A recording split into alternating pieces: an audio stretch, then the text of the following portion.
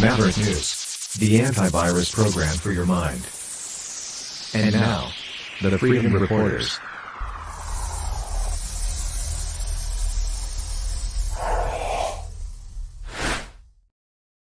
Good evening, everyone. Welcome back, Maverick family and new viewers from all over the world. All kinds of things to share with you tonight. Andrew McGillivray from Veterans for Freedom is going to be here. He's already waiting in the back. He's going to be talking to us about food security.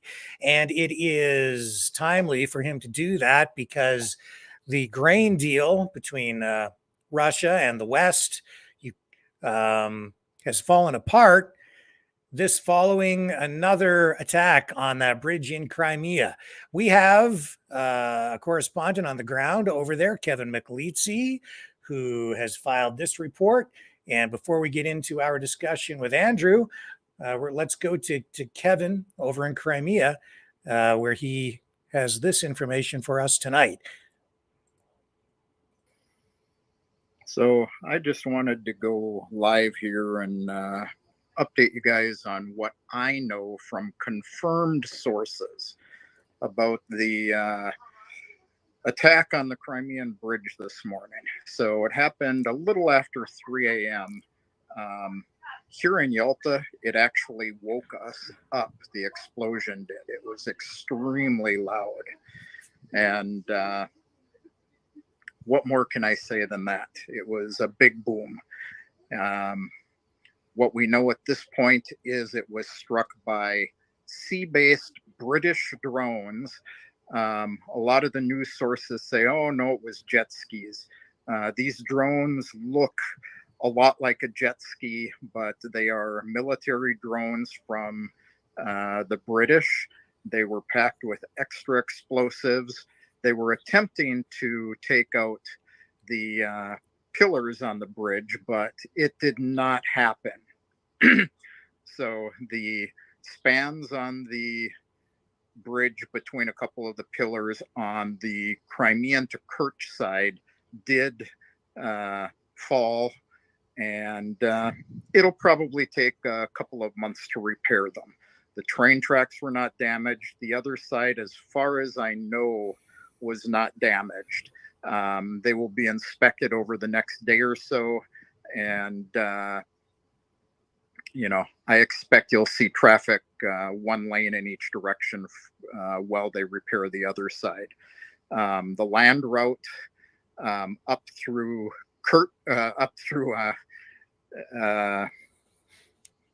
the north side is open, and they're directing all traffic from as far as big trucks and supplies coming into Ukraine up that direction. They've repurposed the ferries that were used for the big trucks for transporting cars across. And so that's kind of the situation. Everything is okay here. The GUR has claimed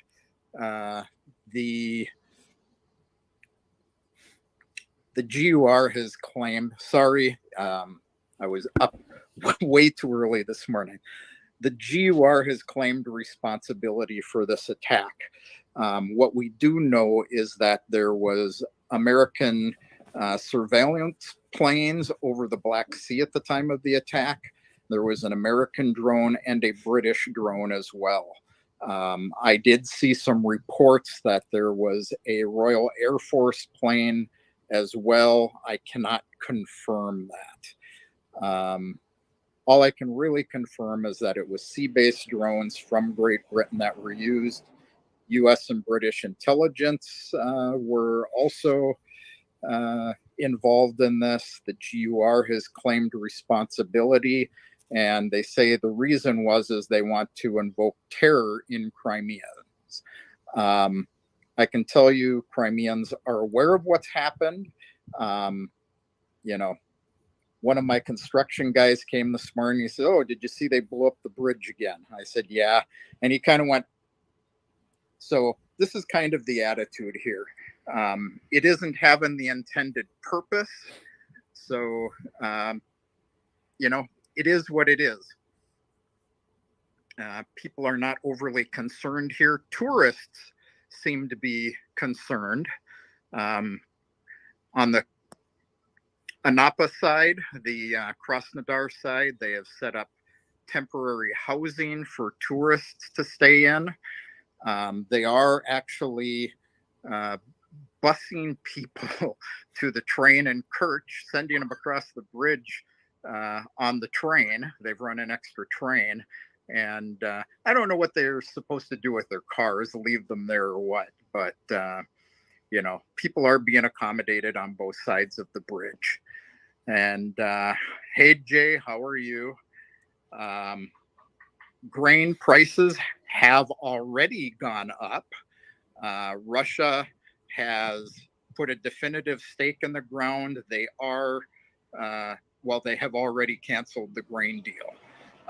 Irina's okay too. She was woken up early in the morning. She's off teaching people right at the moment. So, yeah, I'm kind of glad they aren't continuing the grain deal either.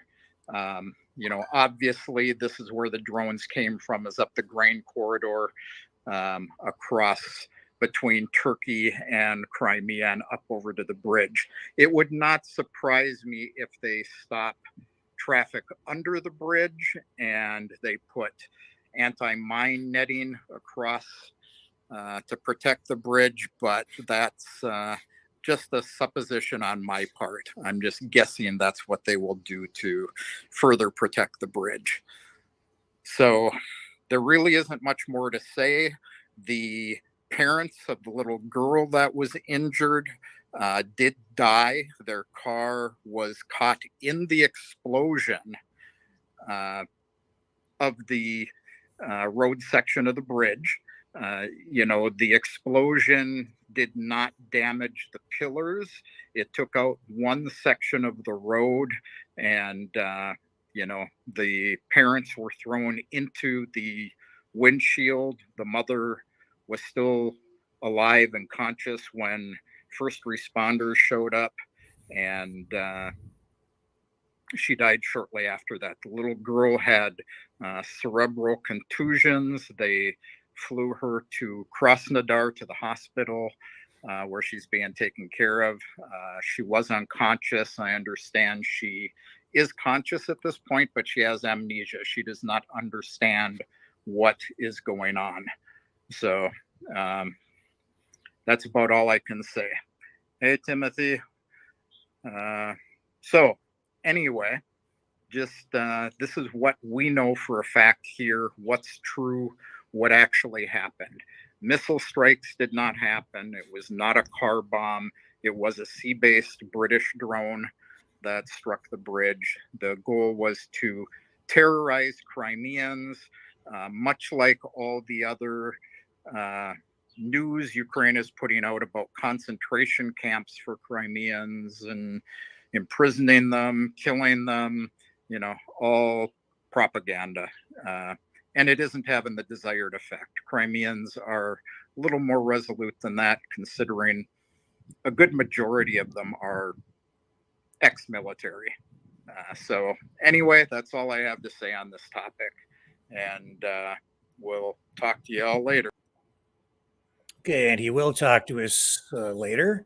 He'll be back later on in the broadcast, joining us live again from Crimea to get into more details and the most up-to-date information on that attack on the bridge in Crimea and other aspects of the conflict in Ukraine.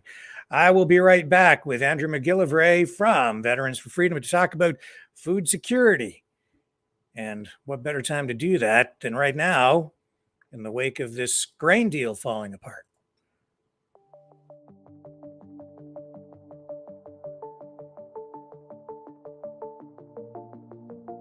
Greetings, brave Mavericks. Our quest for truth continues. We go beyond fake news. Together we expose propaganda. Together we pull others out of rabbit holes. We are maverick thinkers. We are all unique individuals, defenders of individual rights and freedoms, credible, trusted, grounded in reality. Maverick News, Maverick News. Defending free speech, free speech. Donate at freedomreporters.com. Do it now. Tomorrow may be too late. Maverick News.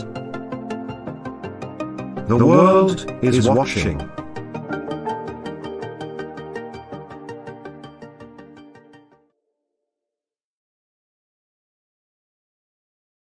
Let's bring in our special guest, Andrew. Thank you for joining us tonight.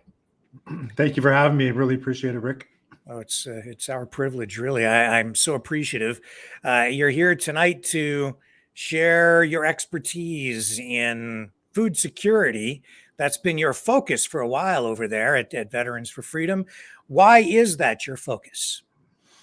So I guess sometime last year, how we, guys who are experienced like battle planners or tactical level planners like myself is you identify who the enemy is, what their capabilities and limitations are, what their most likely course of action against you is, or most deadly course of action, and then you come up with plans on how to counter that. So based on what we were seeing last year, the big thing from at least what we could conclude was that they're using food as a weapon.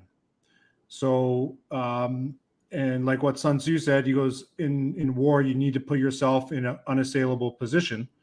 So we say, okay, well, if we can take that weapon out of their hands and put it into our hands, then you leave them with sort of limited ways they can attack you. So yeah, since last November, I think we started off with a food or inflation or food security intelligence summary. And then we started to come up with sort of ideas and messaging to get out to people to focus on food security, because there's a saying they use, most families are 9 meals from anarchy. So on average, the average household has about 9 meals on hand, and then it's anarchy after that. And I've personally seen people starving to death, families and young children, that sort of thing. And there's also, when I was involved in tactical boarding operations, how we would coerce people and try to, get them to tell us stuff and that sort of thing, is by using food, because we know that they were short on food. So that's what we've been promoting: food security. I don't think, because some people, ask us, is shit going to hit the fan and things are going to blow up and there's going to be mayhem in the streets? I don't know. I don't think so. If I was a betting man, I wouldn't think so. But I would say that food is going to take up such a large portion of your paycheck that it's really you're going to have to decide whether to feed yourself or to pay your rent or mortgage or that sort of thing. So when you talk about the enemy, you say they. Are you even able to clearly identify who this enemy is? Because sometimes it feels like our own government. Sometimes it feels like it might be outside forces. It seems very shadowy. Yeah, I would say the globalists, the elites, cultural Marxists, the people in power. And I think back when we did Canada Divided, we threw in there, academia, large multinational corporations, bureaucrats, technocrats, that sort of thing. So it's the people who are in control of our system and our ways of life. But again, those people and those organizations are being controlled by a very small percentage of people or organizations like BlackRock and Vanguard and some of these other large hedge funds and that sort of thing. So that's what I would say who the enemy is. It's really hard to decipher, but with our approach, even though I know now they just came out and said, if you say cultural Marxist, that's anti-Semitic, which is a bunch of nonsense. But that's what we just say is, like, we believe it's the cultural Marxist takeover of the Western world through ideological subversion. And those are the people who we have to push back and fight back against. And we do see what their agenda is because they laid out quite clearly in Davos, the World Economic Forum, through these other global governance organizations, I guess. Is that about right? Agenda 2030? Yeah. So what our concern is that you have our current federal government who's signing away Canadian sovereignty and our individualism as a nation to large unelected officials. So the World Health Organization, the United Nations, like look what's happening over with Europe and the European Union and the power that they have. Those people were never voted in for the control that the control that they have over there and the laws and everything that they're making. So the same thing's happening in North America to us in the United States with these, it's outside forces. They're not, I'm not saying these organizations don't have Canadians in there employed or working for them, but they aren't Canadian government. They aren't Canadian organizations. They're outside forces who are impacting our country negatively. And we know that they want farmers to use less fertilizer. That means lower yields. They want meat production reduced dramatically. We see them implementing these initiatives in Western countries across the board. And that's where your strategy for food security comes into play. That's correct. So the way we approach it is in the military, you have 3 levels. You have your strategic level, which is sort of your broad 38,000 foot view on what's happening. And then you have your operational level, which is like your middle management. And then you have your tactical level, which is the actual boots on the ground. And those guys and gals make up the majority of the population. Those are like the people who get out and do things in their community and that sort of thing. And I mentioned this a fair bit when we go around and brief. I think Daryl and I have briefed over 1,000 people in Ontario with our community intelligence briefings, about 4 hours long. And one of the things we mentioned is that you can have all the strategic guidance in the world. You can have, people telling you, this, unless that translates to actual actions on the ground, then and you have people being able to execute that. The strategic guidance means nothing. So with our strategic guidance, we think that localism will counter globalism. So you need to, spend more time in your local community, get to know people, community building, and focus on, our recommendation is to focus on food security. So I'll give you an example. So I'm up in Haliburton County in Ontario, and myself and another guy started a homesteaders group, which focused on community building and food security. We thought there was going to be 10, 15 people who were interested in it. And all of a sudden we had 125 people. And so we had to get a different venue. We meet monthly. We just did an event the past Saturday that had 250 people show up with you had homesteading products and speakers and food and I had a barbecue and that sort of thing. And that's what we're doing. So we don't want, you want to start off with some common ground. You don't want to start off with, Klaus Schwab, the WEF, and the New World Order. You want to start off with a couple things, so like food security, community building, find some common ground, and then go from there. So what we're hoping to do is to have that sort of replicated across the country. Now, it's nothing new. There's already these homesteaders groups out there. It's not like we came up with this, but there was nothing in my community. So instead of me sort of talking about it or whatever, I actually went out and did it. And now we have a monthly potluck dinner that's coming up on the 29th of July. And then we have a mailing list, a web page, and we're all sort of helping each other out and focus on food security. So because you're right, it's what you said earlier, nitrogen reduction, then farmers are going out of business. I think it was last year, Post Millennial came out with a report, said 1 in 4 Canadian farmers had contemplated committing suicide.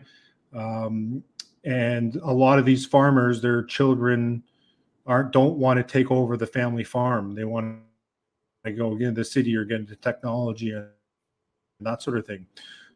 So who knows how long these farmers are going to be around before they have to sell. And so that's why what we say is we I won't get into too much of the details, but our farm here, we want to manage the entire food supply chain on the property here within the farm. So like propagation, your own seeds, cycling through chickens and that sort of thing, so that we're not reliant on the grocery store and paying exorbitant prices for food. And what you're referring to, really, what you're talking about is, in many respects, the end of the family farm in our country. Takeovers, land grabs by big agribusiness, large corporations, all sort of backed up by government policies. Yep, exactly. So they're incentivized to do that, and they're willing to pay big to get these farmers out of business, buy the land and hold it, and you're pricing out, other people who may be interested in purchasing that sort of farm and carrying on. And the farmers are obviously going to take the higher offer for the land. But there's some great guys out there. There's a man named Curtis Stone. He started off as the urban farmer. Now his channel is called Off Grid with Curtis Stone. I think he has 500,000 or 700,000 followers on YouTube. He just got back on Twitter. He's awake. He knows what's going on. He's an excellent source of knowledge for how you can do things on your property. There's another guy named, his YouTube channel is called Arkopia, Arkopia. He has a deep freeze greenhouse in northern Saskatchewan. His YouTube channel is great. And then what our farm is mostly based off is a guy named Forche, who does the Market Gardener. And basically, this guy has a house has a farm in Quebec. And on his 2-acre farm, he provides enough food for about 300 to 400 families in his community. And so we have something similar here. We have a lady who has a 1-acre farm, and I think she has 30 or 40 families who get weekly sort of food boxes from her. So if you think about it, and farming is not for everyone. It is tough. Homesteading is hard, chores. I can barely leave my property anymore because we have dogs and chickens and livestock and that sort of thing. It is not for everyone. But if there's someone doing that locally in your community, you can support them by purchasing products for them. So we get about, I think, 3 dozen eggs a day at our farm. We can hardly keep those eggs on the shelf. And then also we do tours here. So we have people come and visit, and then we're starting workshops as well, how to pressure can, preserve food, and that sort of thing. And there's a million YouTube channels out there where you can learn how to do this. But and I know we get a bit of hate thrown our way when people talk about, I'm going to protest or I'm going to go convoy and that sort of thing. The first thing I ask them is like, hey, do you have 6 months of food stored or ready for your family? And there's like, no. I'm like, well, maybe you should spend your time doing that. Get that in order. Make sure you have some food security instead of maybe I don't want to say wasting your time, but spending your time elsewhere doing things where you might not get the results you're looking for. Sure, and this approach, this strategy that you're putting forward, it's a peaceful thing that people can do to take control of their own destiny, ultimately, by accepting personal responsibility for their health, their safety, their future, for not just themselves, but for their families and their communities locally. It puts the power back in their own hands. Right, exactly. And what we tell people in this briefing that Daryl and I do is like, we hope we're wrong. Like everything we're saying, we hope we're wrong, whether it's, the whole IMVE angle that they're using, all the, government corruption, shortage in police forces, easy on crowd, whatever it is that we talk about. We hope we're wrong. And the thing is that if we're not wrong, then what have you lost? You're getting healthy food. You're learning new skills. It's something you can transfer to your children. So they're maybe not as reliant on big, not I want to say big pharmaceutical, but big grocery stores and that sort of thing. Agribusiness. And they're providing, big ag, and they're providing for themselves and their community. And I remember it was a great video. It was sent to me on Instagram, and I think it was an Amish farm, but basically they had this large farm. They had a grocery store on their farm, and they showed a video of the guy saying, okay, you're at so-and-so's farm. He opened up the door, went through this, small grocery store. They had milk from the farm. They had eggs from the farm. They had a bakery built in there. So they had all their breads and everything coming from there. That a local guy did honey. They had apples and fruits from the orchard. So basically they had their entire, grocery store minus all the garbage that you get, like crackers and cookies and chips and that sort of thing, which you don't need. You had it all right on the farm. And then that farm store actually had other local farmers selling their products there. So they're cutting out the middleman. Your products are going to be most likely cheaper and healthier for you. And you're cutting out, the big grocery stores and that sort of thing. And you're getting, your organic produce and that sort of thing. So just imagine if we had something similar to that with these farm properties and these farm grocery stores all throughout Canada. Are there any issues with government stepping in and, trying to throw a monkey wrench or into the cogs of the machine with red tape and mucking things up? Yeah, I wouldn't be surprised if that's the case. Definitely zoning would be an issue. You'd probably have to zone commercial or get approved for farming, like be zoned as a farm. There might be some issues there. But I think now, especially locally here, as people are starting to pay more attention to bylaws and the type of nonsense that they're trying to sneak through, and then, it's funny because then people show up to push back. And for years, probably 10, 20 years, these, boards and local municipalities, they might have a handful of citizens pay attention to what they're doing. But now you're getting more and more people paying attention to the minutes, in the agenda, attending via Zoom or in person. And you can see as soon as people start to ask questions and fight back, they're muting their mics and, that's hate speech and don't this and this conspiracy theory, that and that sort of thing. So eventually, it will come down. They will continue to legislate and use bylaws, I think, trying to restrict you and your productivity. But a lot of people up here, they don't even not that they don't pay attention, but they don't care. They're just doing their thing and they're going to feed their families and that sort of thing. And if the municipality wants to waste their time and resources trying to punish these people and find these people, there's probably hundreds and hundreds of people who are just fed up with the bylaws, fed up with the municipality. So I think there's a growing resistance to actually abiding by some of the bylaws that they're putting out. Yeah. So, I mean, what we're really talking about here is if you have a backyard, start a garden. Yep.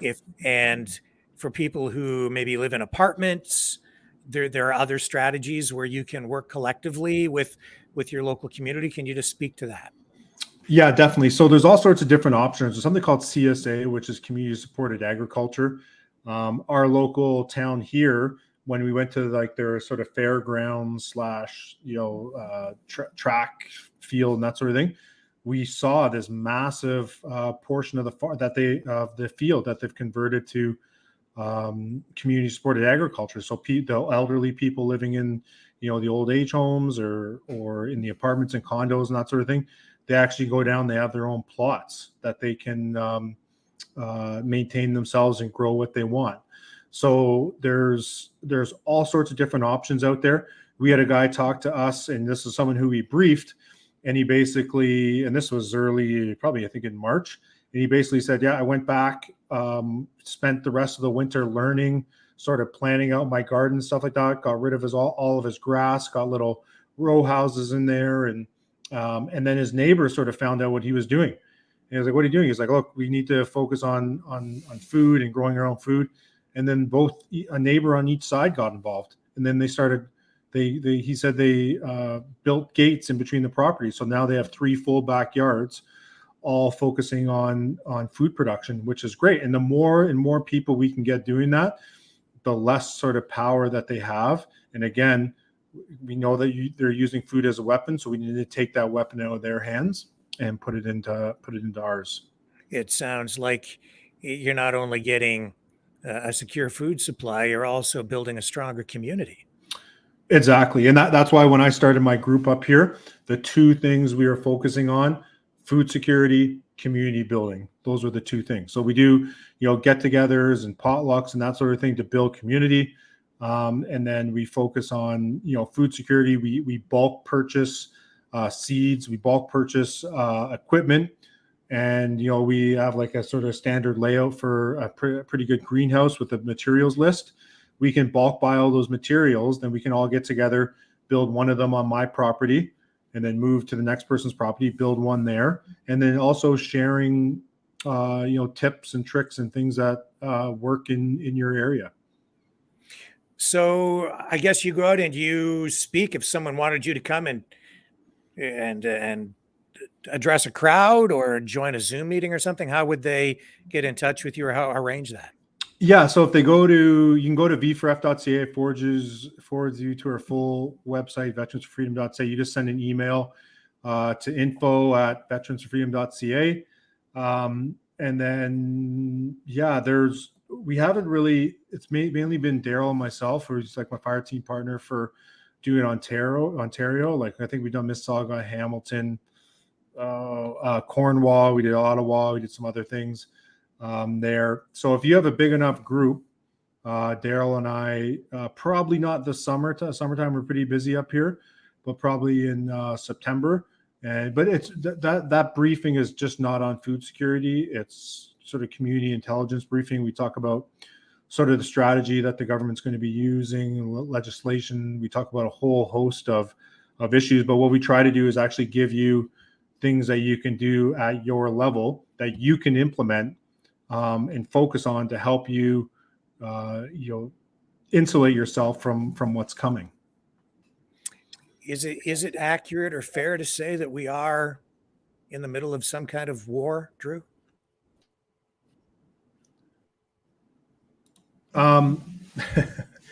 Yeah. So I would say we are in a full-blown culture war and have been since about 2010. It all started, if you do history and everything, or look into the history, it all started after the Occupy Wall Street thing, because what happened there is, you had the plebs, the peasants, the serfs, or whatever you want to call us. After what happened, we focused, not saying we and me, but that class of people focused on the rich, the elites, the rich and powerful, because of what happened and how much money they took with the crisis, that sort of thing. And there's that great meme where it has this, big banker sitting in his office, and he picked up a phone and he's talking to somebody. He says, let's introduce them to identity politics. And then since then, everyone's just sort of been fighting amongst themselves. And it's definitely a full-blown culture war. And the major sort of medium that they're using is the internet or information warfare, fifth generational warfare. And it's bad. Like we did our Canada Divided video, and we're going to come up with a Canada United video. And when we're working on the script and talking about and discussing it, it's like, we're not too optimistic that we're coming back from this. There is like a chasm that's formed in between people in Canada. It was all, the whole COVID thing was a great opportunity for them to divide people even further. And there's so much hate and vitriol in between, the people that are awake and the people that are woke, or whatever you want to call them. Yeah. Unless you, and now I feel bad for me personally, how I approach it. I feel bad for those people because I think they're mentally ill, because they've been brainwashed through ideological subversion or active measures. If you know who Yuri Bezmenov is and what he talks about. So they actually think they're right. And even if you can provide them with the truth and facts and actual, footage or whatever, they still won't believe what they're saying, because that's how sort of demoralized they are. So it's pretty unfortunate. But it's like we did our really good briefing there with Stephen Coughlin from Unconstrained Analytics.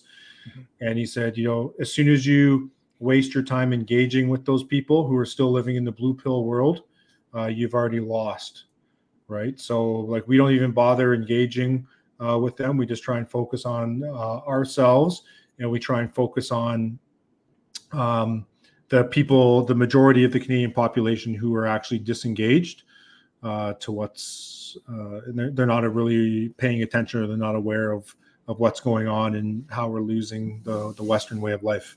Yeah, I mean, I have to say, when I watched a lot of the videos out there right now with all the conflict in the streets and the screaming and the shouting, it feels to me, or it seems to me, like we're not getting anywhere doing that stuff. And I think that for you personally, I'm getting the sense, and I don't know if this is, representative of the entire V4F organization, but it seems like you've kind of shifted your focus to do things that are productive and sort of away from all the mania. Is that fair? Yeah, so it's the way it sort of works with V4F is we have like a headquarters of maybe 15 or 20 people. I think last number we had was over 3,100 applications. We have tons of members, all the different regions.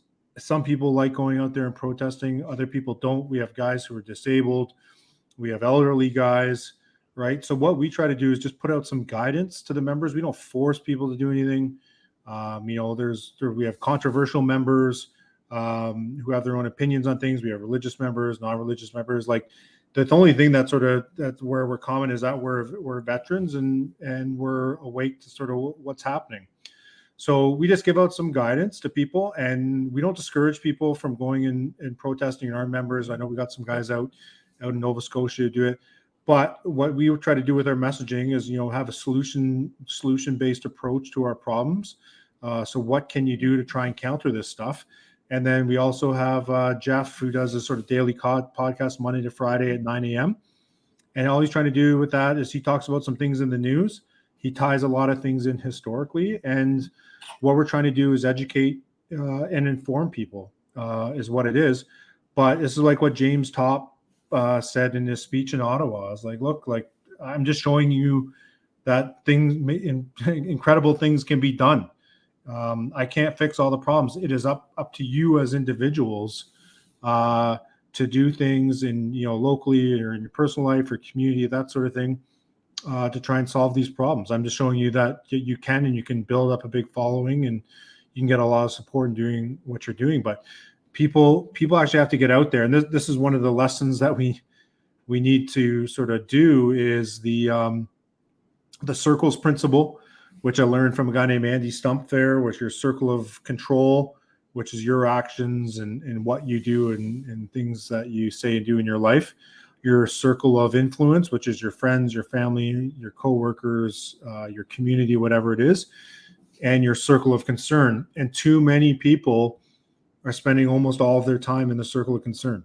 So your circle of concern is something you have no control over and you have no influence over, right? And people will go and spend 10 hours a day looking through Pfizer documents or, playing video games or just, wasting this time online when they should be focusing more on what their circles of control and their circles of influence, because that's where you're going to have a greater overall effect on, the large, us as a Canadian population trying to fight our way out of this. So I know guys who are like, they think they're doctors now because of how many Pfizer documents and things. Oh yeah, man, do you hear about the nanoparticles and the plasma because of the what and this and that? And I'm like, dude, why are you wasting your time? Like, there's nothing you can do about that. It's out there. Okay, I'm not saying don't have any situational awareness, but start focusing on things that matter in your community and things that you can control and things that you can have influence over. See, what you're saying, actually, to me, that sounds like freedom. It's not that complicated. It's just free yourself from the shackles of dependence on the government and the systems by simply taking action to make yourself self-reliant. Like, take care of yourself. 100%. And we had a really sort of experienced homesteader come and speak at one of our homesteading groups, and his speech was excellent. And his kids are now second generation homesteaders. He brings them up, they milk the cows, they do the chickens, they do this sort of thing. And he just said the ultimate freedom is food freedom. Like, we have our water from our well, we have our shelter that we've built on our land, and now we have food. So essentially they have the ultimate freedom because there's nothing that's sort of stopping them or relying them to go into the city. And what's interesting is Do you know that guy, that great doctor, Dr. Patrick? I think it's Patrick Phillips. No, I don't think so. Okay. Yeah. So he was a guy who was speaking out against the what, and he basically got fined, and I think he lost his medical license. And so I think he has a big Twitter following. A lot of Twitter we post and forget, so we don't pay too much attention to it. But he's over 50,000 followers. And it's funny because he just posted a picture of him and his partner. And he's like, what did he say? He said, if a couple of years ago when I was a doctor in Toronto living in a condo, he goes, if you could picture me living on a homestead out in the bush and slaughtering meat birds and chickens, he goes, I like something along those lines. It was so funny that we sort of retweeted or whatever, because that's exactly what we're encouraging people to do. It's like, get out of the cities, find your friends, tribe up, find common goals, and then work together to achieve those goals. And so that guy went from a medical doctor, and now he's slaughtering meat birds at a homestead in Ontario with his partner. It was pretty funny. Big changes. Everything's changing out there, and the weather's changing already. We're kind of already midsummer. Is it too late to kind of get started with this stuff, or is there any wrong time, or is any time a good time? Well, it's not too late. Like, not everything is fruit and vegetables, right? A lot of your vegetables, they could be going in now. You have to definitely find out what your hardiness zone is for your area, and you plant based on that. But what you can do is something very simple, is you can do meat birds. So meat birds usually have between an 8 and 12 week life cycle. You could build a chicken tractor in probably a day, buy some day old meat birds and get them sort of going. And then you can either learn how to slaughter them yourselves, or you can take them down. There's usually Amish and Mennonite butchers and so on in different areas of Ontario who will do it for you for a couple bucks. And so I think we did 40 or 50 meat birds last year. And then we learned how to pressure can. And so then we cut them all up and pressure canned them. And with pressure canning, they stay in their mason jars. And I think they have a life. This is cooked meat in there, not in a fridge or a freezer. And they're about 20, 25 years that they can stay on the shelf with pressure canning. Yeah. So there's all sorts of things you can do. You can buy, I know a guy who runs a 24/7 freeze dryer. So he's I think he said his machine does 4,000 or 5,000 pounds a year. So what he does is he goes to supermarkets, he buys stuff that's like almost past the expiry date or whatever, has a discount. And then he just he cuts it up, throws it in the freeze dryer, and then bags it, or the Mylar bags that you use to put that in. And there's another thing, 20, 25 years. So there's all sorts of things you can do. And you don't have to go full blown into food, so you're right into homesteading, because it'd be pretty frustrating and it might sort of lead you up to quit. But there's incremental changes you can make in your life. You can start with just a herb garden on your back porch. You can do potatoes in a bucket. There's things you can do and slowly increase your skill set and slowly increase your production every year. You don't have to jump right in and go and buy a homestead and learn to farm from scratch.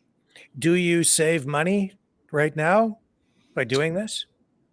It's hard to say up here because we have so many projects and greenhouses and geodesic domes and stuff on the go. Definitely, I can tell you on the chicken, when we did the chickens, when we buy them at day olds for $1 and then give them 8 weeks of food and process them, you're getting like a massive chicken that's probably about 40, 45 bucks, and you're paying 10, 12 bucks for it. So you're definitely saving money in that regard. And seeds are a lot cheaper. Like, I know people have big herb gardens. You can do garlic starting in the fall. There's all sorts of things you can do. So yes, I definitely think you're saving money.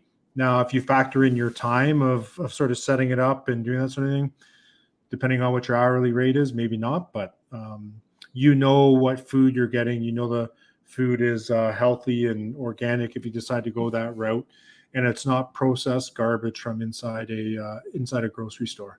I guess that's a key part of this as well, because somebody, actually, my wife just sent me a picture of a Campbell's soup can that said it has bioengineered ingredients in it. So, I mean, you go to the supermarket, I think that unless you're really checking the ingredients, they're probably being fed things that you probably don't want to eat. Yeah, well, I always used to laugh at to watch her showing you that commercial that's where it'd say like "Don't eat the bugs," and it was Don't like eat the bugs. the high pitched voice. It was so funny. Yeah, definitely pay attention to what's in your what the ingredients are in the food that you're consuming. Like so much of this stuff is ultra processed stuff. You know, you get all the lefties who just consume copious amounts of soy. So you don't want to consume soy as man, but they're putting that in there as well. And like hydrogenated corn oil, like there's so much bad stuff. But just imagine if you go local, you could buy, local milk. I know it still has to be sort of processed. You can't get whole milk anymore, or it's against the law to do it. But you can buy stuff locally, being done by people that you trust and from their farms. You're going to be way better off in the long run for your overall health and wellness, and your body's not going to be, processing this garbage that you get from a grocery store. Does what you're doing tie into what the government is trying to implement with natural health supplements and restricting access? Yeah, it's tough to say. I haven't looked in that too much. Like when I saw the headline for that, I was just like, yeah, no surprise, right? They're going to continue to do this sort of thing. They'll eventually come, I think, for homesteads and farms, and you won't be able to sell your products at farm stands, and you already can't sell processed chicken and that sort of thing to your neighbors, right? So you can do it for yourself, but you can't do it. So there's all sorts of restrictions. Now I understand there's certain standards you have to meet in terms of cleanliness and processing meat and butchering and that sort of thing. But there's places here where you can take your cow. They will butcher your cow and then give it and then break it up sort of into pounds into the way you want and get it back to you. So I think again we're going to see a ton of this legislation continue to come down. I think a lot of it's going to be focused on gun rights. A lot of it's going to be focused on speech rights, and then again food. Those are the things that they're clamping down on. So yeah, it's going to be. I think it's going to be bad. And again, they eventually just want to force us, the plebs, the peasants, the serfs, into consuming food from their sort of desired or approved outlets instead of doing it for ourselves and our community. And you say you really don't engage with people who are still blue-pilled, but they really are feeding people crickets. So what do you think, Drew, is it going to take to wake other people up? Yeah. So sorry, maybe I mischaracterized that. So the woke mob, who make up probably 5, 10, 15% of the population, the virtue signaling, social justice warriors, they think everything revolves around, the skin pigmentation and what's between their legs and all this other cultural Marxist nonsense. Those people are lost. They are brainwashed. I might offend some people here, but yeah, I remember when we were calling someone woke and they're like, by woke, we mean enlightened. And I was like, no, woke means retarded. Sorry, I don't want to offend anyone, but I got sailor mouth. But that's what these people think. They think they're the enlightened ones and they know what's best. And everything revolves around people's immutable characteristics, which is just a bunch of crap. But these are people who've been indoctrinated. These are people who've been subverted. And these are, the people who think that men can be women and men can breastfeed and all this other complete nonsense. That's what they are. So they're just clowns, right? They're clowns living in a clown world. So you trying to engage with them, there's no point. There's literally no point. There's nothing you can do to wake these people up. They are weak-minded. They've been ideologically subverted, and it's a waste of time. Now, the people who are disengaged, who may be still in the blue pill world but disengaged, those are the people we need to focus on. They had that great documentary a couple of weeks ago called The Great Awakening, which I thought was well done. We need to continue to wake those people up, and sort of get them over and to our side and let them know what's happening in the world. And so those are the people we need to focus on. But what I was saying with that previous statement is that Stephen Coughlin said is like, if you engage with these people in the blue pill world, so meaning engaging with the woke mob or the clowns, whatever you want to call them, in the blue pill world, you've already lost. And so what's happening now, unfortunately, in politics, you see these politicians who are kowtowing to the woke mob, right? And they've already lost. And, if someone calls me like this, oh yeah, you're a white supremacist, you're a racist, and I'm like, no, I'm not. I got a black friend or this. You've already lost because you're engaging. They control they control the vocabulary, control the conversation, then they control the outcome. So if you engage with them in that world, you're already losing. So the best thing to do is not engage with them. Someone calls me racist, I just laugh, right? Like I don't like you just don't engage with. It's all from the cultural Marxist playbook. All their attacks, you're racist, xenophobe, bigot, and you're against able-bodied people or disabled people. Like it never ends. Whenever there's something out there that makes you like a proud Canadian or proud American or whatever it is, they just come up with a new word to subvert that and say, okay, well, if you're flying Canadian flags, then you're a white supremacist or a colonizer, and all. It just never ends. And people think they kowtow and give into this, and they give them an inch. Oh no, I didn't mean that. I'm sorry, or whatever. And then these people keep going. They take a mile, and they just play the perpetual victim card. So it's just not a winning strategy in our opinion. So best thing to do is just not wait. You only have a finite amount of time, finite amount of bandwidth. Don't waste it with these woke clowns and all the nonsense that they're pushing, because you're not going to win against them. Yeah. So we're getting near the end of our time together here tonight. Is there anything that you'd like to touch on or think that I might have been missing? Well, yeah. So we one thing that we sort of want to take off, it was an initiative that we started back in for June 1st, is what we call the V4F support fund. So basically, since our inception, we've raised over $100,000 or, got some money into people's hands who needed it. And we want to continue doing that. So we've helped, veterans in need. We've helped homeless vets. We've helped, truckers who needed money. We've helped, sort of wide array of people in Canada. And the tyranny is not going to end. So what we're doing with the support fund is it's a monthly sign up where we encourage people to donate $5 a month. So if we can get, 1,000, 5,000, 10,000, 50,000 people donating $5 a month, that gives us then $250,000 a month to use to help people. Now, the beauty of this system that we set up, it's a form of monetary populism. So if you've donated, regardless of the amount, some people donate $100 a month, some are 20, 50, whatever it is, you get a vote to where that money goes. So our first month we had, I thought we did okay. I think we raised like $1,300. We didn't really promote it too much. And the 3 recipients were Pat King, whether you like him or don't like him, because some people are like, oh, why are you doing Pat King? It's like, well, whether we like the guy is irrelevant. It's the fact that he's being unfairly targeted by the state.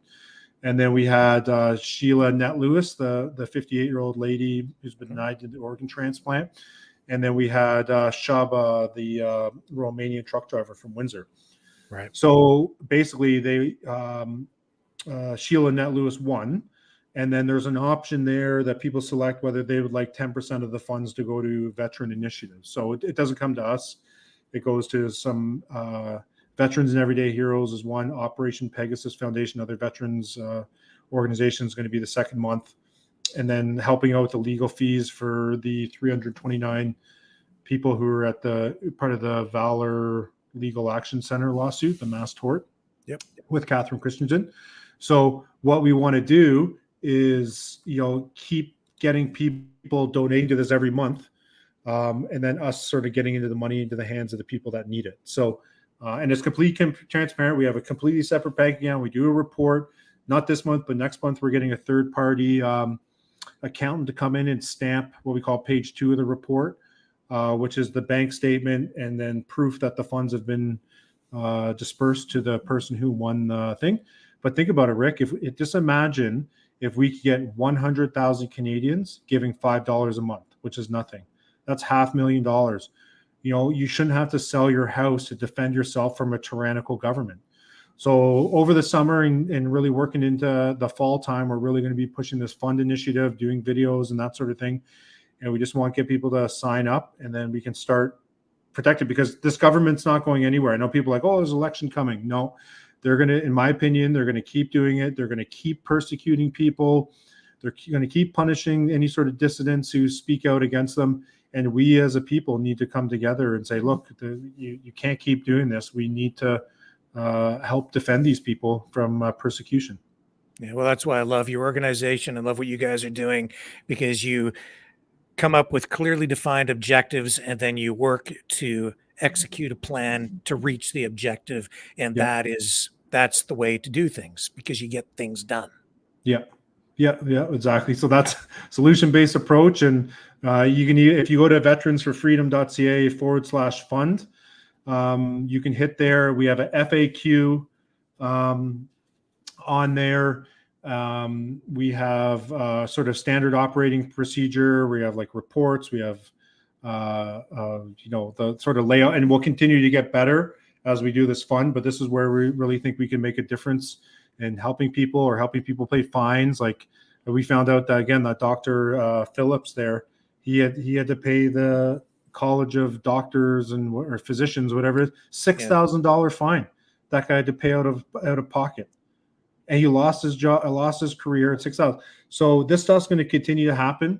And so what we really want to do is build up this fund so that we can help people and pay their fines and really start to protect each other as citizens from a tyrannical government. So that's our big going to be our big push this summer into the fall.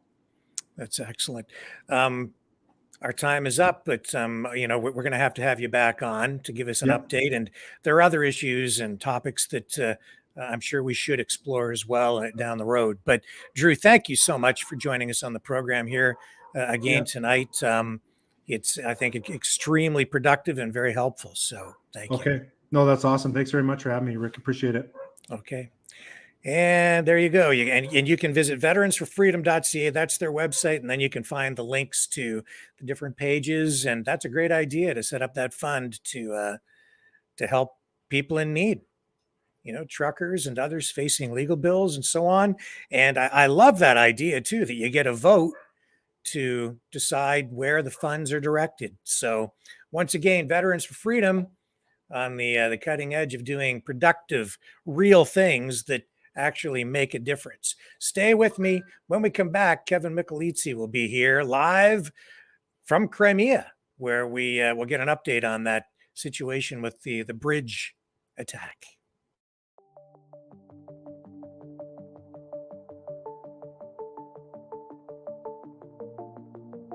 Greetings, brave Mavericks. Our quest for truth continues. We go beyond fake news. Together we expose propaganda. Together we pull others out of rabbit holes. We are maverick thinkers. We are all unique individuals. Defenders of individual rights and freedoms. Credible. Trusted. Grounded in reality. Maverick News. Defending free speech. Donate at freedomreporters.com. Do it now. Tomorrow may be too late. Maverick News. The world is watching.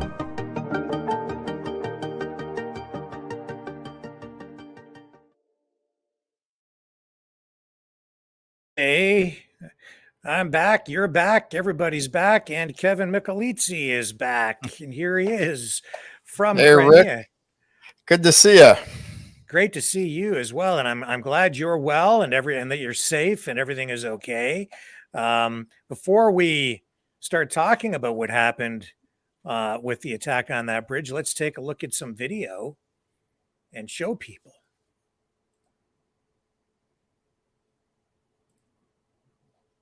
Holy smokes. Yeah, and luck of the draw with the couple in the car that did not get killed. Yeah. Look at the damage. So you're saying this was done with aquatic drones of some kind from the UK? Yeah, that actually looks like video from the attack last October. Is that what that? Oh, yes. Okay. So that's what this is. Yeah. Because this is the second time that bridge has been attacked. Yep. And Putin says that this will not go unanswered. I mean, obviously. Yeah. Yeah. No, he's waiting for options from the Ministry of Defense. So Shoigu is putting together some options for him. He will decide what will be done. I actually saw one report from a fairly reliable source, a couple of them actually, both Russian and Ukrainian, that said there was a strike on the infrastructure of Ukraine today, and they lost about a third of the energy grid. However, that is unconfirmed as far as I'm concerned. I haven't heard of anything official on that yet. Well, I mean, the thing that concerns me here is that we're seeing more attacks really, outside of Ukraine, getting closer and closer to Moscow. Well, I mean, we even saw those drone attacks in Moscow, though. That's what I find very disturbing. Do you have any thoughts on that? They've been attacking Belgorod for quite some time. And I don't know what made Belgorod so special. It's right outside of the Kharkiv area. They have some military bases there, and I guess they just haven't been as well protected as other areas like Crimea. We're under constant attacks that you guys don't hear a lot about anyway. So a lot of drone attacks, like over the weekend, there were aerial and sea drone attacks on Sevastopol. They were all disabled. They shot at the thermal power plant over there and failed at that. They've shot at the Kerch area a couple of times. The bridge, about a month and a half ago. Oil refineries over in the Kerch area a couple of times with minor damage. But I think right now they're stepping things up simply because of the whole, NATO meeting thing and not getting what they wanted. And this kind of a temper tantrum, or, I see some of my Ukrainian sources are saying it's really to try to show the West, gee, look at the big win we've had. Give us more weapons. We can do this. And that makes sense. But again, I don't really know. Right. That bridge, it's a strategic asset.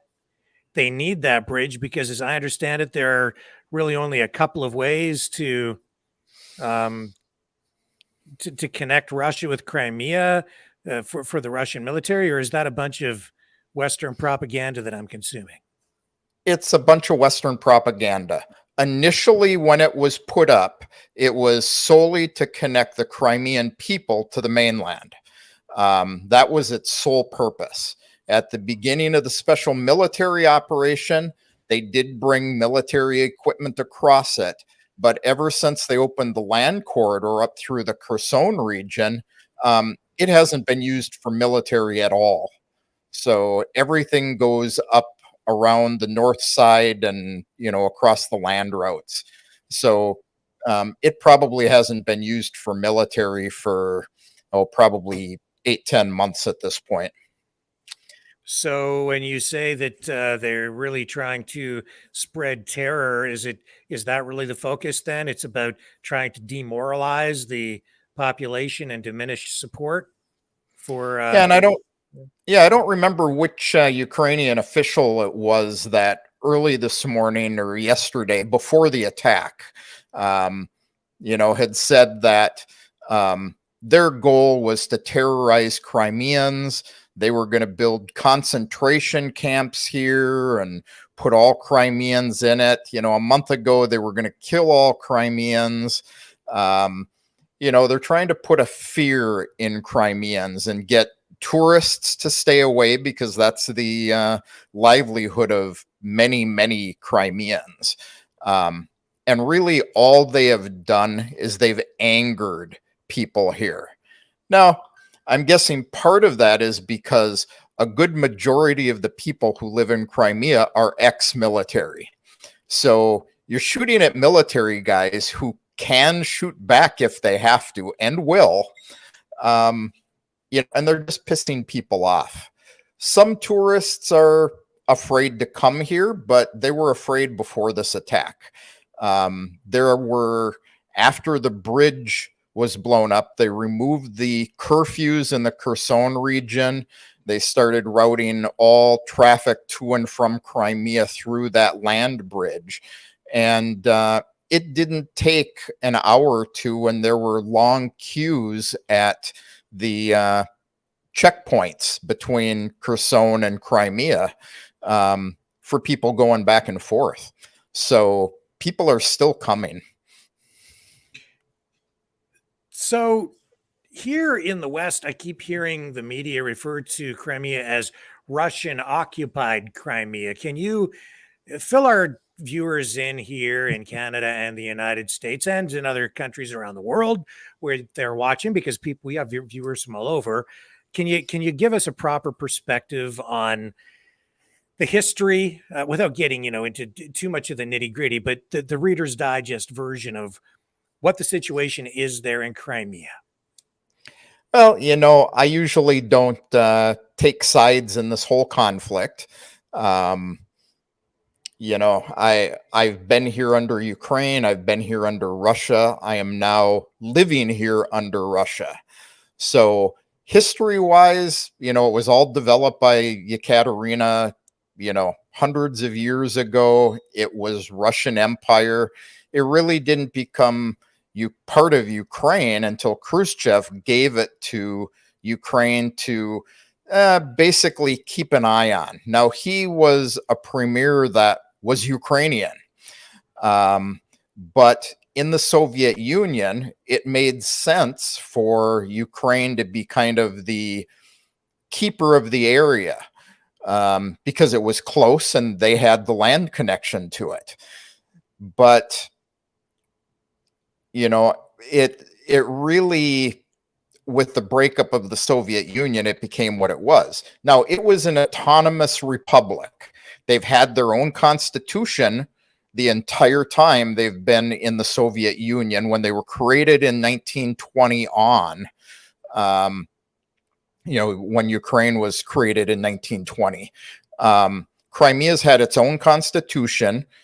It, up until the 1999 Constitution, had the right to self-determination.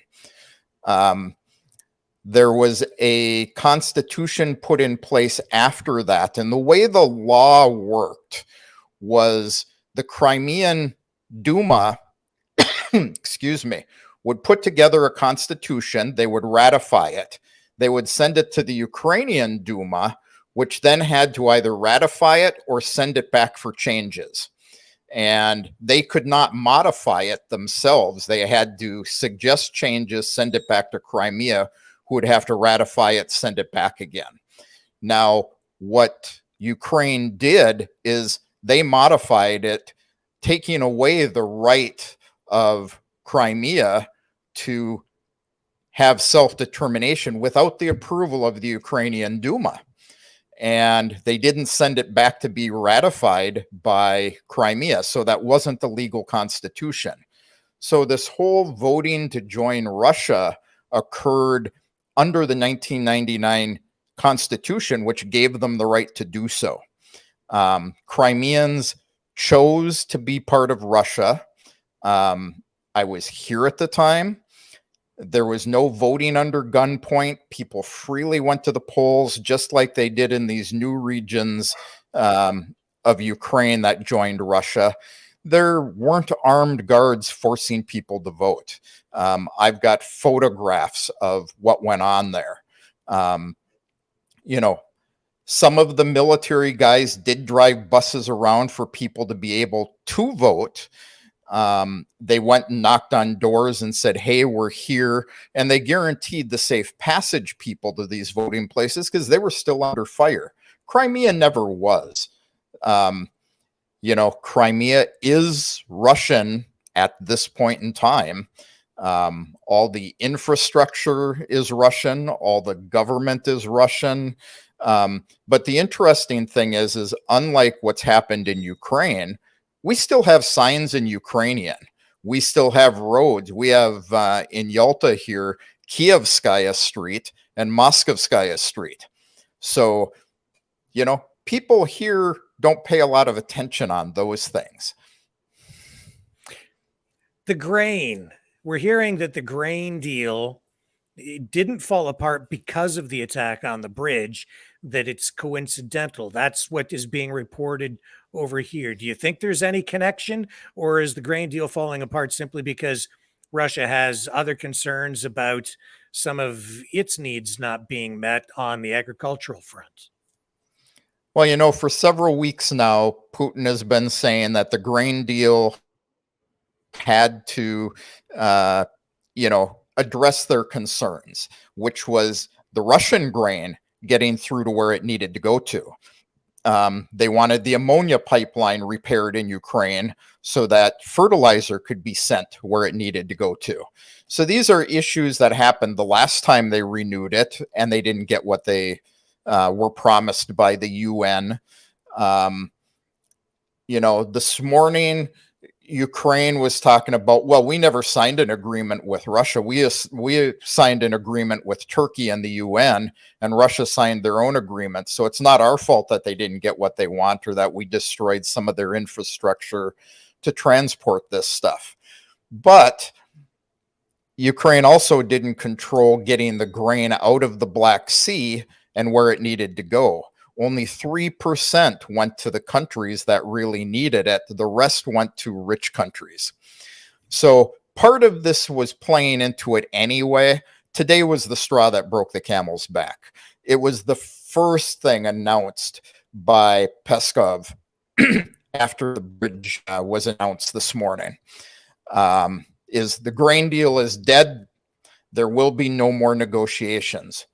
Erdogan has come along and said, well, gee, after my trip through the Middle East or wherever he is right now, we're going to sit down with Putin. We're going to negotiate. But there are no further negotiations. And I would say that is definitely because of the bridge. Russia has said that they will no longer guarantee safety of ships going through the grain corridor, and they have relabeled it as a war zone. So there have been no ships. I've seen the satellite imagery of this throughout the day today. There have been no ships since last night that have been anywhere in that grain corridor. So it's dead. It's over with. It will not be renegotiated. And the not renegotiating, I guarantee, is because of the bridge. And so we're seeing grain prices increase already. Yep.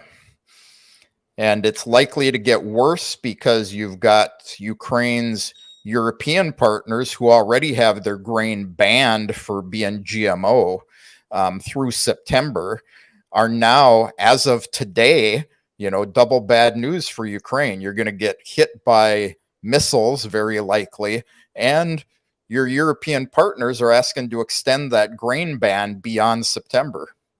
So it's just going to keep going up. Well, how will this impact Russia, or will it? This decision to not let the grain through it. Is there any downside for Russia? Well, the big downside for Russia is the same one they've had under this grain deal anyway. They're not able to sell their grain to anybody, so it negatively affects their budget. But it isn't going to affect them any more than that. It's actually going to hurt the West, and it's going to hurt Ukraine, who's going to end up with these, silos full of grain. So, well, it's changing the tone, I think, today. That's what I'm taking from this in a sort of a larger sense, is that the tone of the conflict to me changed today. Now that the Russians are being less tolerant, less forgiving. I'm sensing that we're about to see something significant come out of this. Your thoughts? yep. I'll say that Crimeans are pissed off, including the government of Crimea. There are a lot of politicians in mainland Russia who are pissed off. Medvedev today was spouting off about they need to destroy the homes of all Ukrainian leaders, and they need to find out who was involved in this attack and destroy their homes. So he's going to bomb the whole world. But yeah, I think the tone's changing a bit. The one thing about Vladimir Putin is he is exceptionally patient, slow to react, sometimes to the detriment of Russia. But I guarantee it will be a strong response. I'm hoping it will be stronger than last time.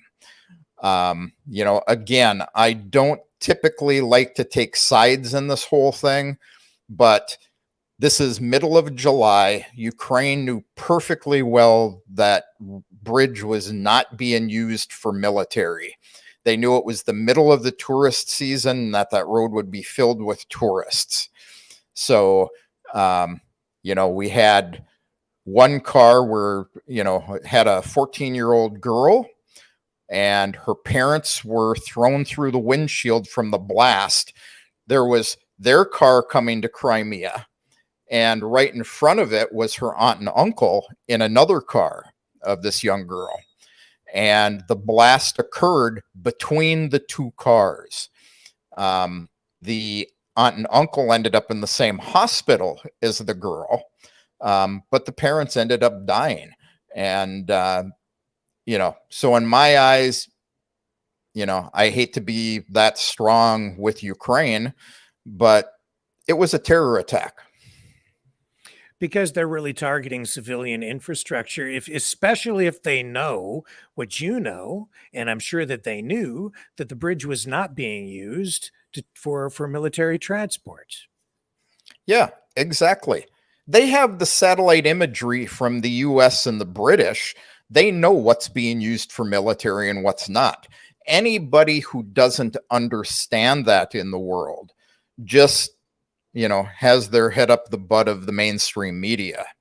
I saw some reports earlier today that there were a bunch of unmanned drones, scooting around in the sea yesterday and yesterday evening. And gee, these were the drones that were used. Why didn't Russia do it? But reality is Russia has them on satellite imagery. It was NATO exercises. Now, were these NATO exercises a cover for the drones?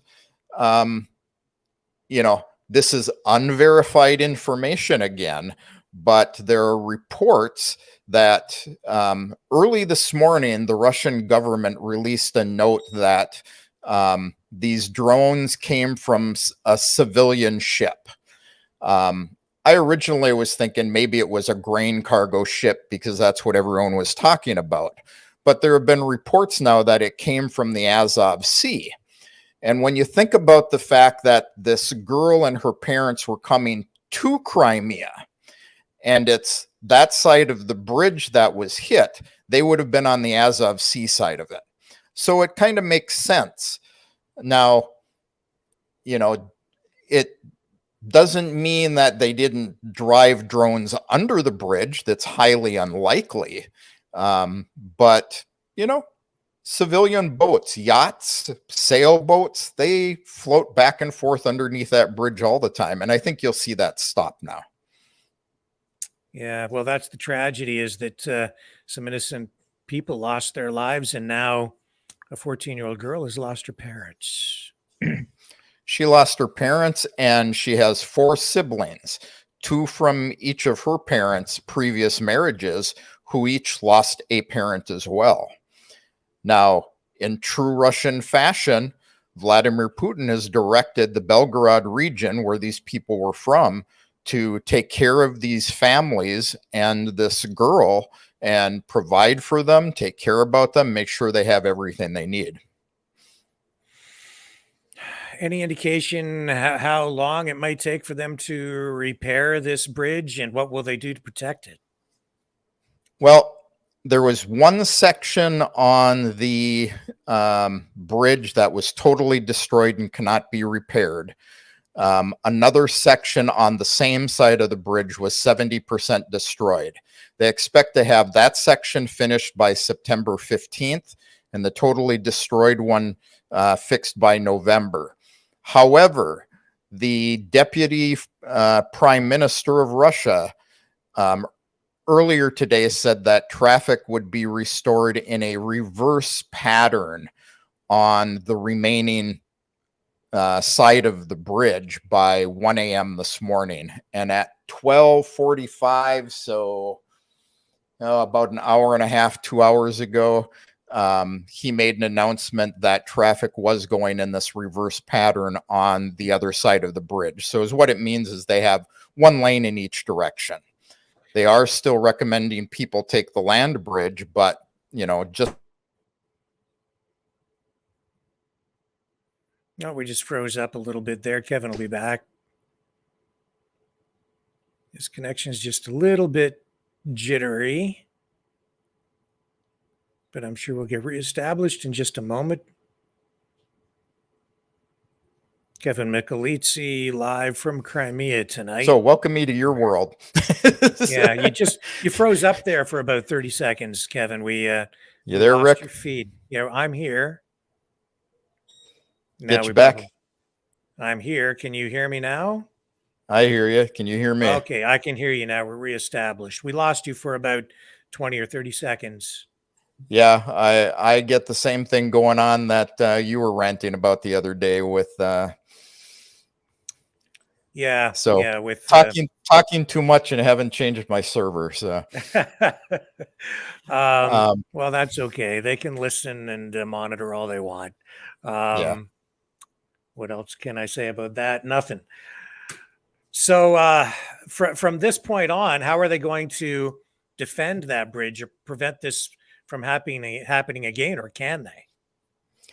I don't know how they are going to do it, but Putin again has given instructions that they would bring him proposals to better defend it.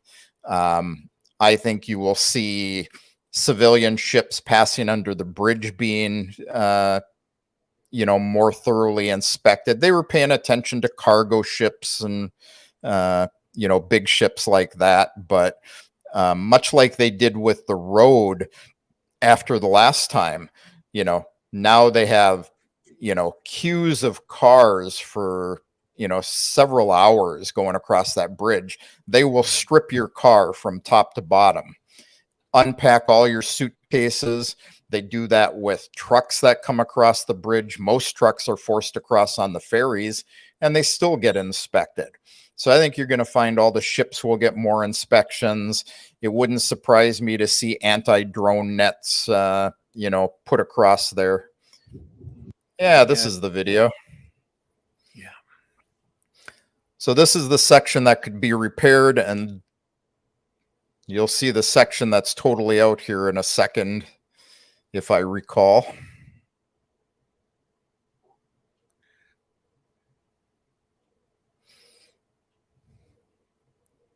No, I think we're just looping on that section. Yeah, we just so get just that showing one. is this.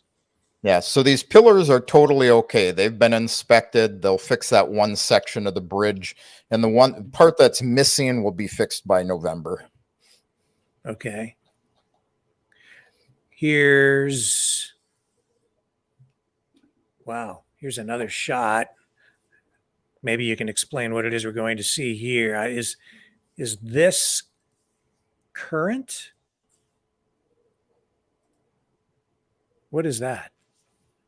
Any idea?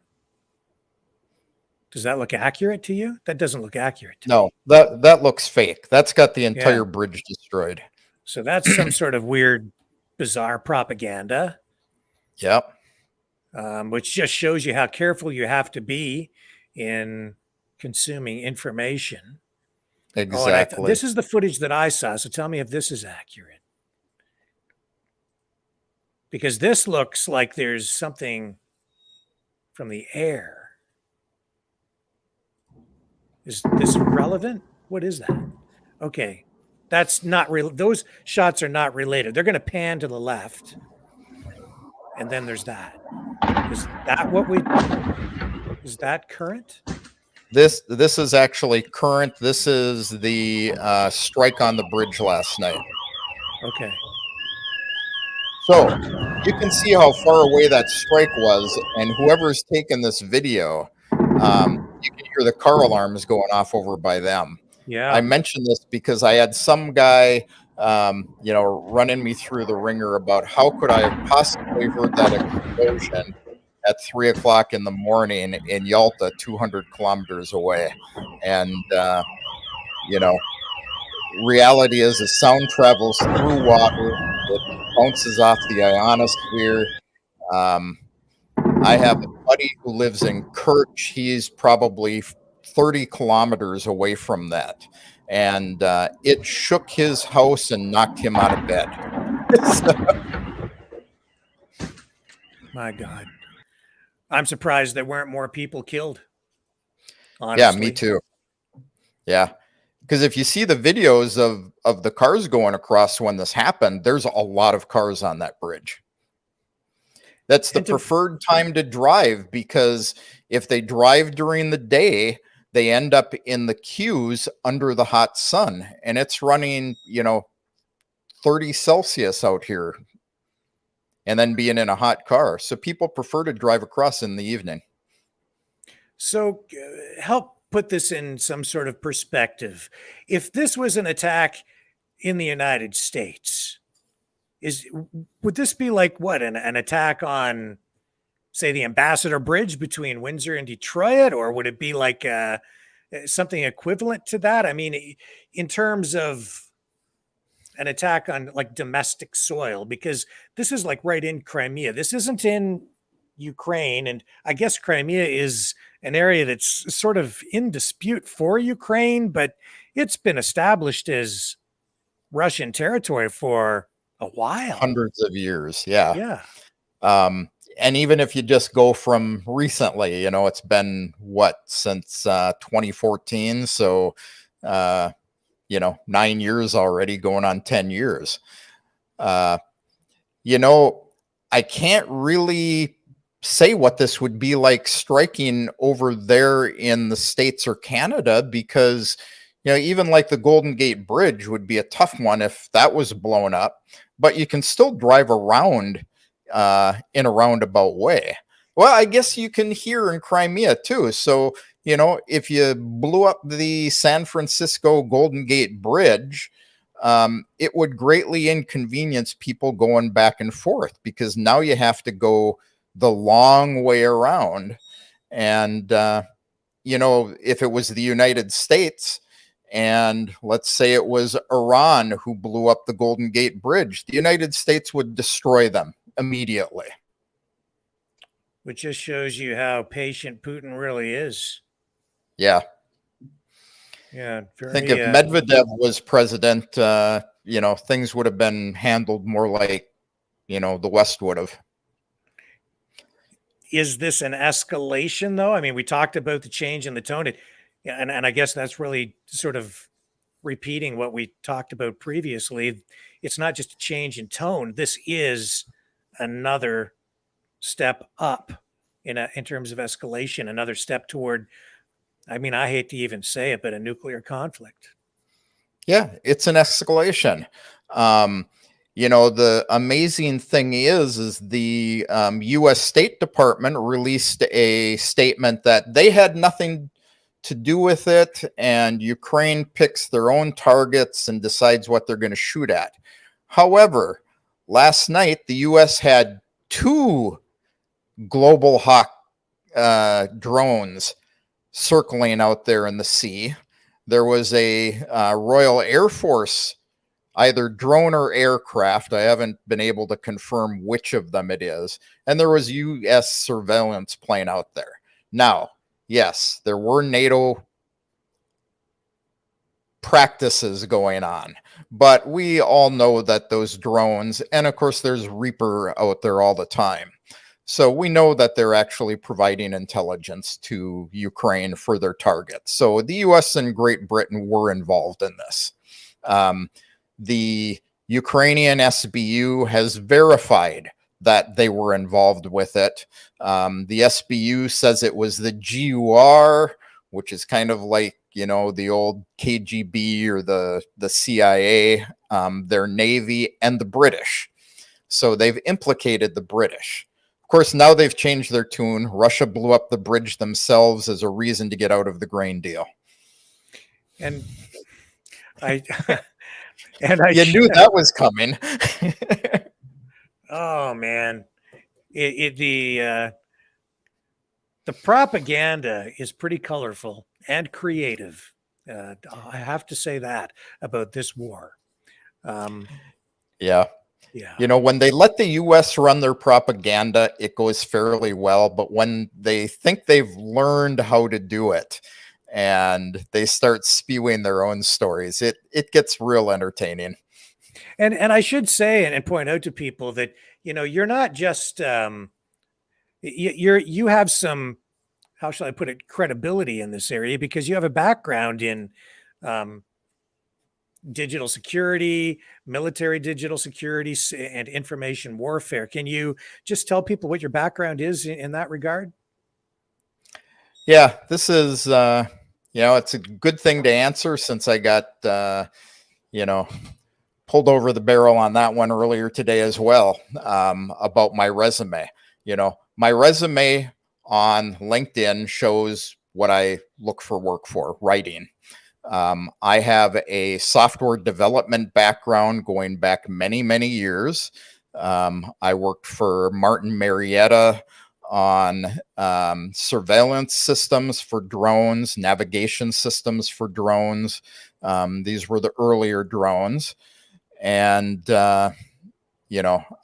I've done work for a variety of Department of Defense contractors on weaponry until I decided I didn't like working on weaponry anymore. And then a few years ago, I got involved in the information warfare stuff.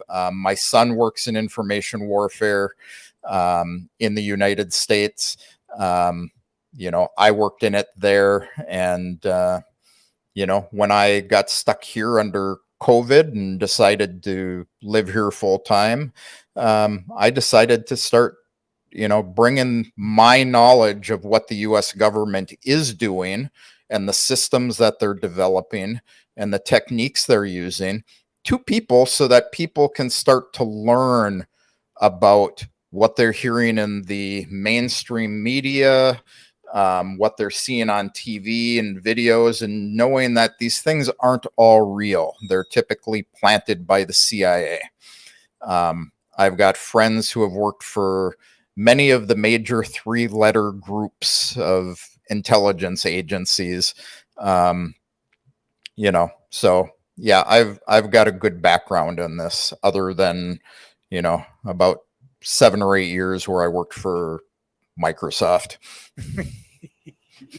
on cell phones. And let me tell you about talking on your cell phone. They are listening.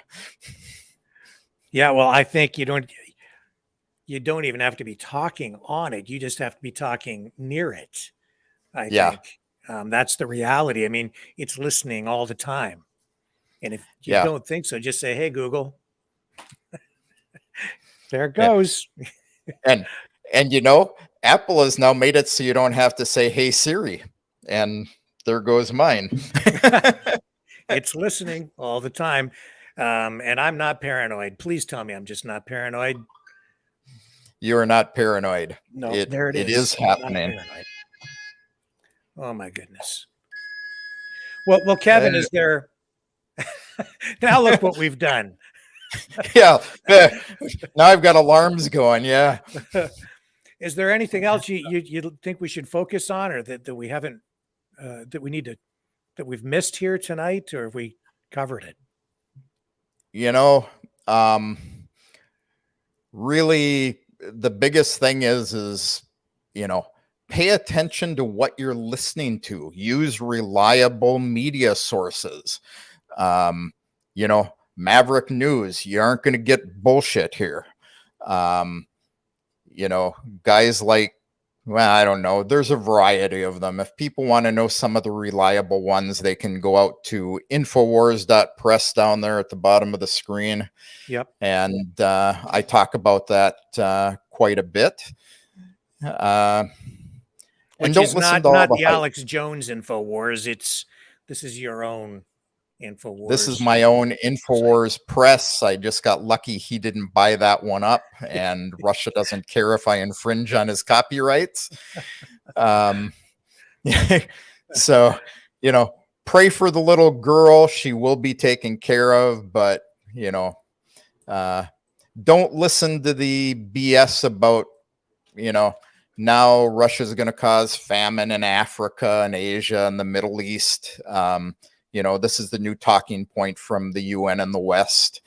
And, Mm-hmm. And I'm just looking for the name of that girl who was killed. 14-year-old Angelina. Angelina, yes. I'm not seeing a last name. And you will not. I've got it here somewhere, but they're not releasing it. Yeah, it's just everywhere I'm looking is just Angelina. Yeah, I know what it is. I've researched into who the family was, but let's let them have their privacy. Yeah. I just I certainly feel for her, for the family, and I think it's important to put a human face on this. It's not just a statistic, and for people to really understand the gravity of what we're talking about here. This is a tragedy. This is someone who is severely injured and lost her parents. Her life changed forever. This is This is terrible. And more importantly, this is one of many. And people in the West do not hear about all the children who have been killed in the Donbass area over the last, 9 years. But there are lots of them. Go look up the Alley of Angels in Donetsk, and it is a complete list of all the children who have been killed there. Have some been killed in Ukraine? Yes, that's also a tragic part of this war. Civilians do get hurt there as well, but not the number that you see in the Donbass area. This young girl. And do not listen to these idiots that you might see on Telegram that are talking about it is the parents' fault that they were killed and the girl was injured. Oh, you didn't hear that one? No. Yes. The Ukrainians are saying that it's the parents' fault that they were killed and that the girl was injured because what were they doing on a military bridge going to an occupied territory? So it's their fault. And that they were, what was the word they used? They were aggressors by going to Crimea. They were actually taking this little girl on vacation. Well, as I say, the propaganda gets wilder and more colorful by the day. Yep. And I'll come back and give you another report when I'm sitting in a concentration camp being filtered for my negative views. And Wow. Well, listen, Kevin, I know that where you're at, it's probably, what time is it there? Probably about 2:45 a.m. or something like that. yep, it's 2:45. Oh my goodness. Well, listen, I appreciate you getting out of bed to give us this update. It's an absolute privilege to have you back on, and I'm so appreciative because without you there, we just wouldn't be able to get a full and proper perspective on this.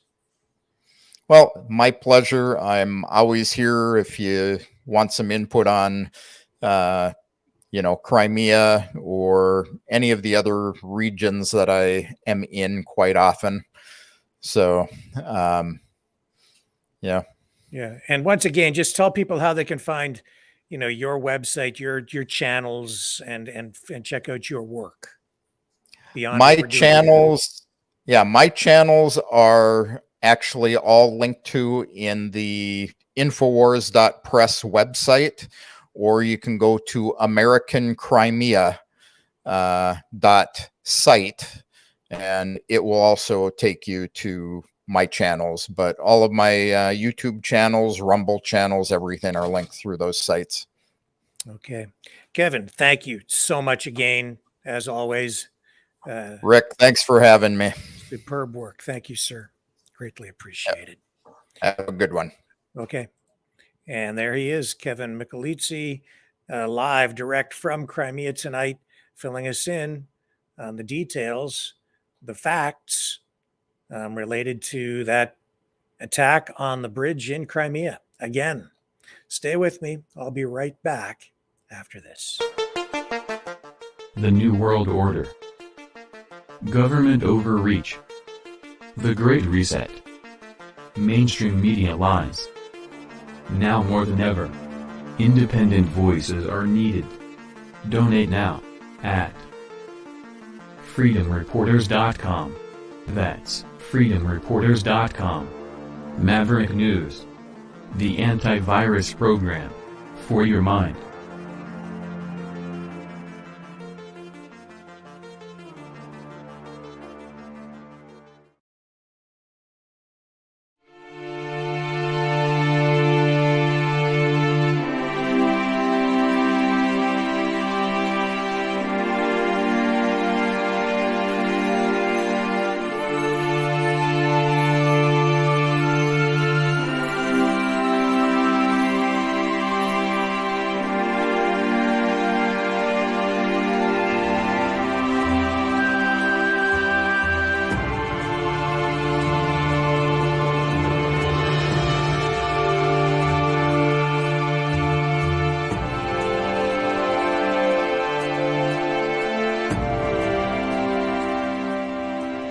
Maverick News.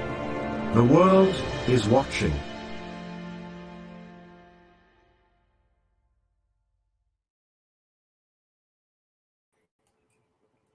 Okay, here we are. We're back.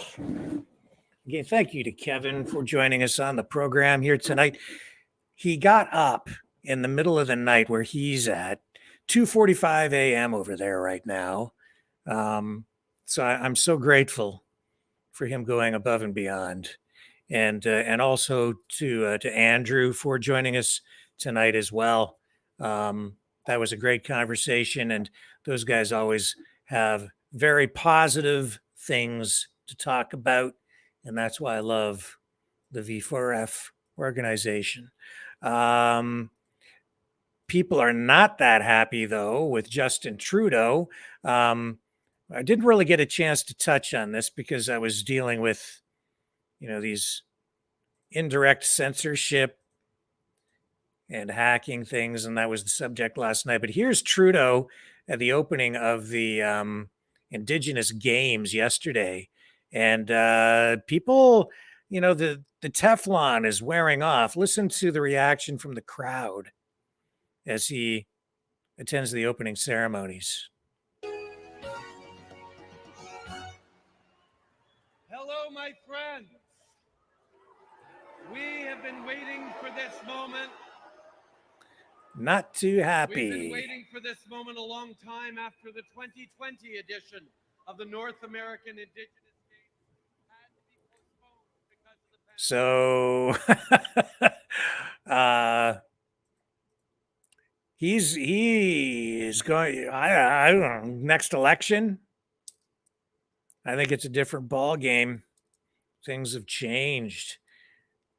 The public not embracing Trudeau the way they used to. Now the polls still show in Canada that it's a tight race between the Conservatives and the Justin Trudeau Liberals. When the Conservatives probably just a little bit ahead, but we'll be keeping an eye on that. And it isn't clear when we might be going to the polls, but we have to have an election here. I don't remember the exact date, but probably sometime within the next year or so. Constitutionally, it has to happen. So sometime between now and then, it's not like the U.S. system. He can call an election sort of strategically when he wants to call it, unless there are procedural things that force an election because of say a vote of non-confidence on an issue like say a budget or something like that. But anyway, the point is Trudeau, Mr. Fancy Socks, not playing well to the crowds right now, and certainly not with the First Nations peoples. Now, I have to acknowledge that at certain points during that speech, during the opening ceremonies, he did get people to clap, but to open up like that to a chorus of boos, and then I can tell you as well that when he finished, it happened again. So he was greeted by a chorus of boos, and he exited the stage to a chorus of boos. So he's got a lot of work to do to shore up his support with the public. Good luck with that. Also, just another mention of something that we didn't really have an opportunity to touch on yesterday, and that is that a second firefighter was killed fighting those wildfires here in Canada, and that's having still a negative impact on air quality in many areas, including many areas of the United States where these wildfires continue to make international headlines. They're unprecedented this year in terms of numbers and the amount of ground burned. In fact, here's you can see just from this ABC headline that it's still a subject of a story of extreme concern for a lot of people in various parts of the United States, especially in the Midwest. Here it is, headline says wildfire smoke map. These are the U.S. cities and states with air quality being affected by Canadian fires. And you can see on this map right here, all those pink areas they consider to be, high concentrations of unhealthy smoke, as they put it. Now, here's a smoke forecast. The purple areas are extreme.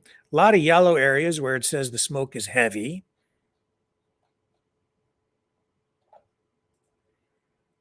And fighting these fires is obviously very dangerous. And that's, unfortunately, we've seen now 2 firefighters killed, most recently in the Northwest Territories. And that is also why, if you think back to the early days of these wildfires this season, when I saw and heard people online encouraging folks to go around police lines, emergency lines, barricades to go in and fight fires on their own. That's why I said, I don't know if that's such a wise idea. And I expressed concern about people putting those ideas into people's heads. And this is exactly why, folks, fighting these fires is dangerous. And we saw just shortly after I expressed those concerns here, that there was a person who got trapped in behind a fire line because the fire wrapped around and the person couldn't get out and their vehicle got stuck in mud, and then they had to airlift that person out. And now we see 2 firefighters have actually been killed.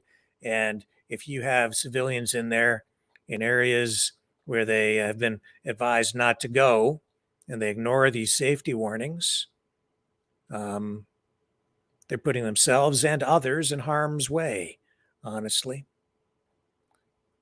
So enough said about that, but I did want to acknowledge that there was a second person killed. And I'm sure we'll have more to say about that in the days and weeks ahead as well, because the wildfire season is not over with yet. And in fact, I have been doing, more research into, some of the history behind behind wildfires in North America. And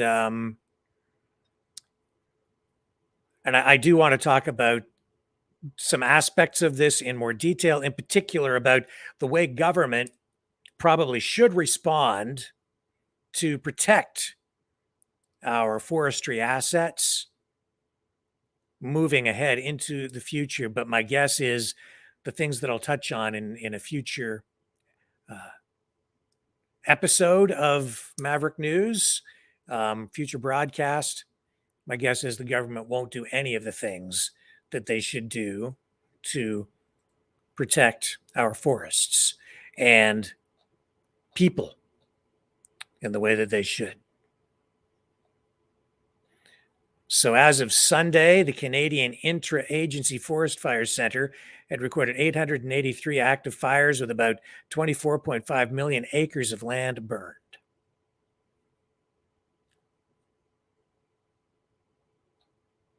And air quality alerts remain in place for much of the Great Lakes, Midwest, and Northern High Plains.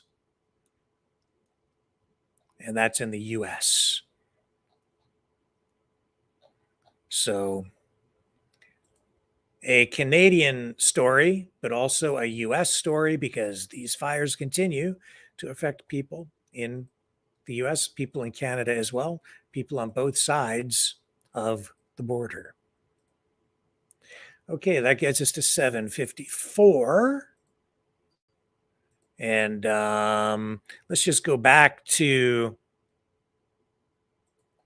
the bridge story in Crimea just briefly. I've got Vladimir Putin queued up here. We can hear in his own words what he had to say about the response that might be coming from Russia. Here's Vladimir Putin. Как известно, сегодня ночью на мосту был Says, as you know, another terrorist attack was carried out on the Kerch Bridge last night. Innocent people died. A child was injured and left orphaned. совершен очередной террористический акт. Погибли мирные граждане. Ранен и остался без родителей ребенок. Это преступление. This crime is totally pointless from a military perspective, since the Crimean Bridge hasn't been used for military transportation for a long time. Бессмысленное, с военной точки зрения, не имеющего никакого значения, поскольку Крымский мост уже давно не используется для военных перевозок. И жестоко. And it is cruel because innocent civilians were killed. Поскольку пострадали, погибли ни в чем не повинные гражданские лица. Ответ со стороны. Of course, Russia is going to respond. The Ministry of Defense is drawing up relevant proposals. России, конечно, будет. Министерство обороны готовит соответствующее предложение. Pretty straightforward, simple. Message is clear. Now what we do is sit back and wait and see what Putin does. Tone definitely changing. And here's Chrystia Freeland during her last appearance at the World Economic Forum regarding this subject matter. Bring it up for you here. Just to kind of give you a perspective on where our Deputy Prime Minister, Finance Minister in Canada stands on this. Justin Trudeau is the poster child for the globalists, I think, but she's She's in there too. They love her. I'm a finance minister. And if you were to say to me, what is the one thing that G7 finance ministers, G7 governments this year could do that's actually in our power, right? We don't control COVID. We don't control global supply chains.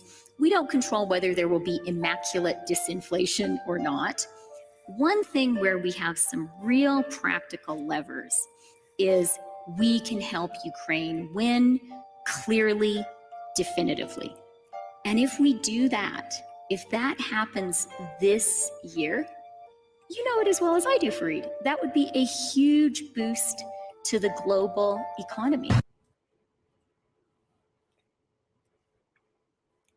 So she's the finance minister, and she's saying she has no influence over the way the economy is directed, and that the way to stimulate the economy and bring prosperity is to win the war in Ukraine.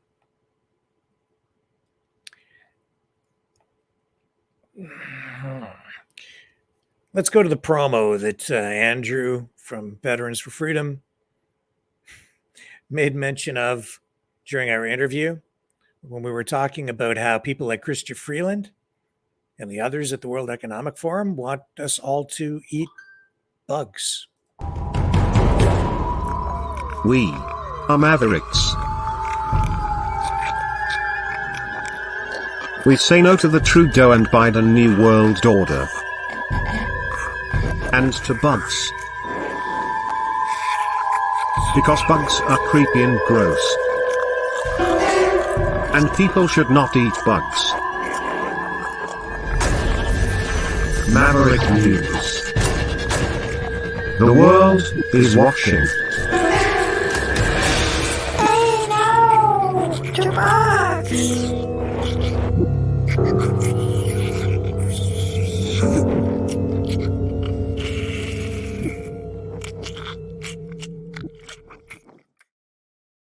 And there is a little more truth for you. Don't eat bugs. Yeah, I don't know. It's just that simple. Don't eat bugs. Unless you're in the woods starving to death, don't do it.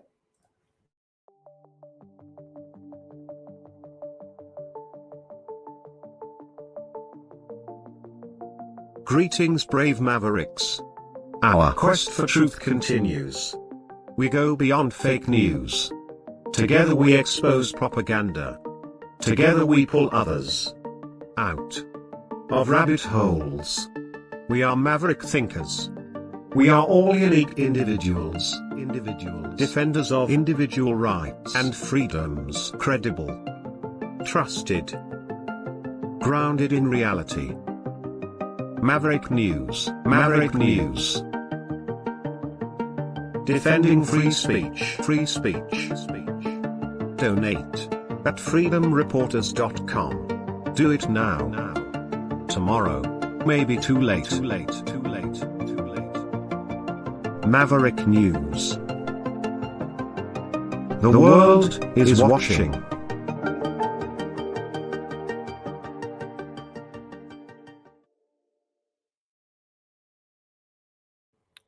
Okay, let's go to the phones. It's that time of night. I don't know what else to tell you, man. Just don't eat the bugs. You know why? I hate to be so blunt, but if you want to be honest about it, you don't eat bugs because bugs will eat you. Ultimately, that's where it goes. When we all croak and, we die, unless you're cremated, the bugs are going to eat you, along with the worms. Bugs will eat you. That's what bugs are for. The bugs get to eat us at the end of everything. I don't think we should be eating the bugs. That's my editorial opinion for the night, because eating bugs is not food security. And I'm not making light of this.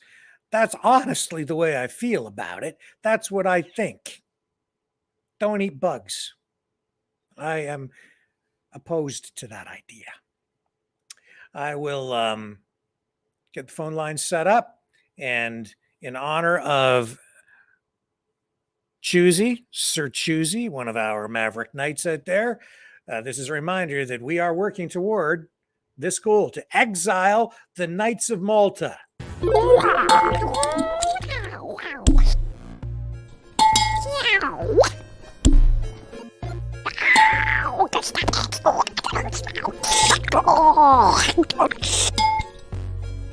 Exile.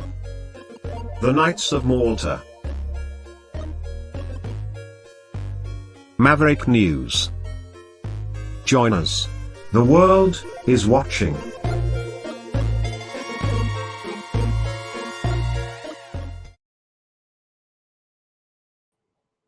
Okay, phone lines are being set up as we speak. This is the number to call.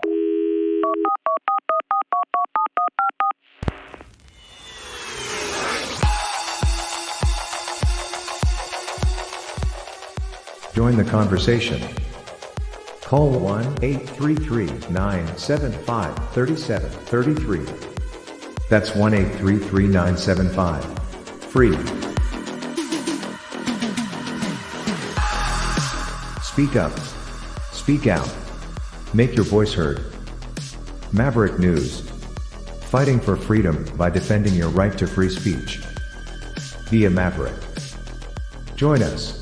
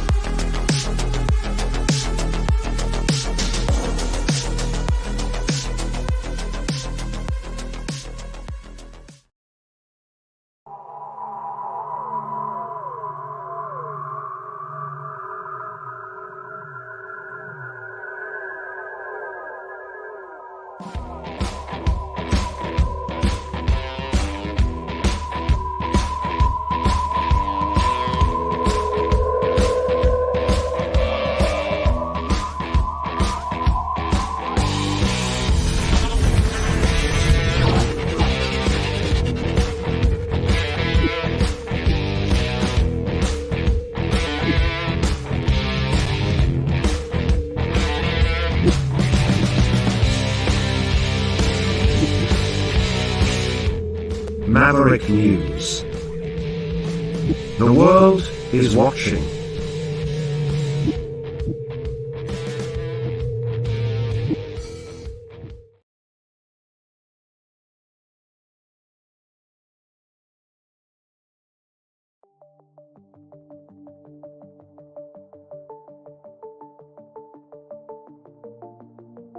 Greetings, brave Mavericks.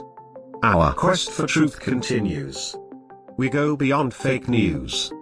Together we expose propaganda. Together we pull others out of rabbit holes. We are maverick thinkers. We are all unique individuals. Defenders of individual rights and freedoms. Credible. Trusted. Grounded in reality. Maverick News. Maverick News. Defending free speech. Free speech. Donate at freedomreporters.com. Do it now. Tomorrow may be too late. Maverick News. The world is watching.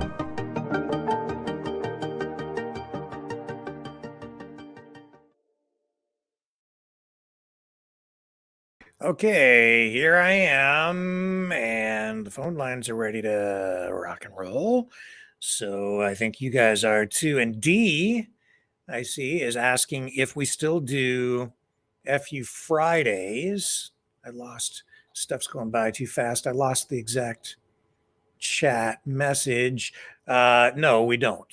I ended the FU Fridays because I just felt like it was putting us on an escalator to the bottom in terms of class. So we did it for a few weeks, a few Fridays. I think people kind of got it out of their system, but it didn't feel right to me. And it's not me. It's not what I'm about, honestly. So I just wanted to get back on the high road. I hope you understand. And I think it was the right decision ultimately. You didn't ask that? Well, that's weird. Dee says she did not ask that question. So who in the chat putting that name up asked that question? Is someone cloning you, Dee, in the chat tonight? Well, maybe our moderators will keep an eye on that.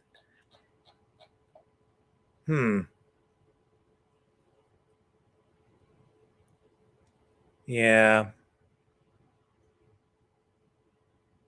We have a problem, Houston, in the chat again. Moderators take note.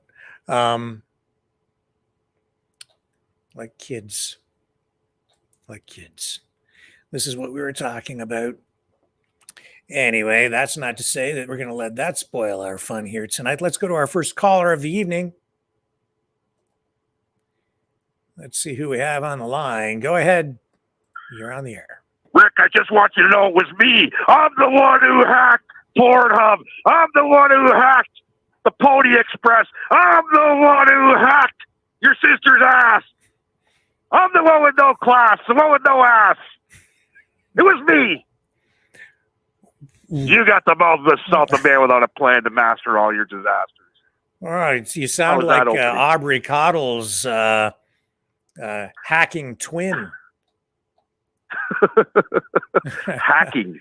Yeah, Aubrey Cottle, folks, is one of the most famous founders of the anonymous hacking group who claims to have hacked into the Give, Send, Go for the truckers during the Freedom Convoy. And Leo is coming forth with much of the same rhetoric tonight. You're scaring me, sir. Man, oh man, you're gonna have to leave the lights on tonight. What a show. What a show. What a show. I sent you a link. Speaking of bridges, the poor sap that fell off the Ambassador Bridge, a worker. Did you get that link? I was aware of that. And yes, we should definitely show people that footage. Now, did that person die? They were trying to save the person. No. Yeah. Amazing. No.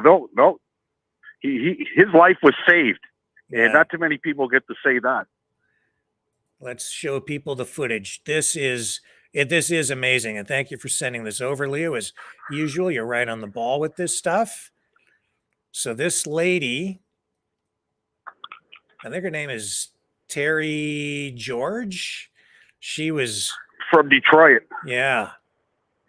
Amazing stuff. This is, oh, hang on a second here. Once again, when I try to do this, we're on the phone system. I have to do it a different way to show you footage. Okay, let's bring it up over here. So somebody fell. It looks like a worker, someone working on the Ambassador Bridge, probably a construction or maintenance worker, I guess, fell from the Ambassador Bridge connecting Windsor and Detroit into the Detroit River today.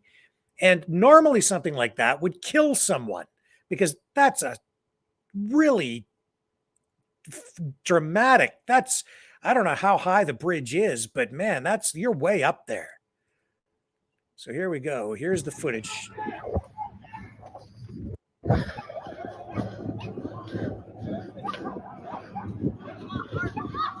Oh my goodness, this man just fell.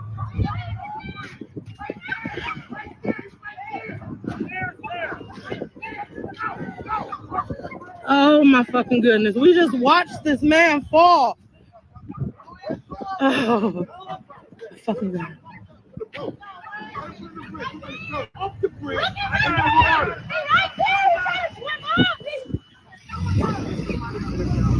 Save him, save him. Oh my goodness, save him. He's swimming. He's swimming. Oh my goodness, I'm so scared. Oh my goodness. Oh my God. Damari, get to the side. I see him, I see him.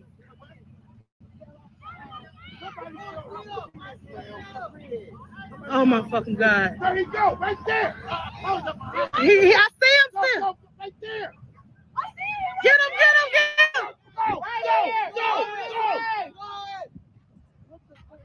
Hey! The current!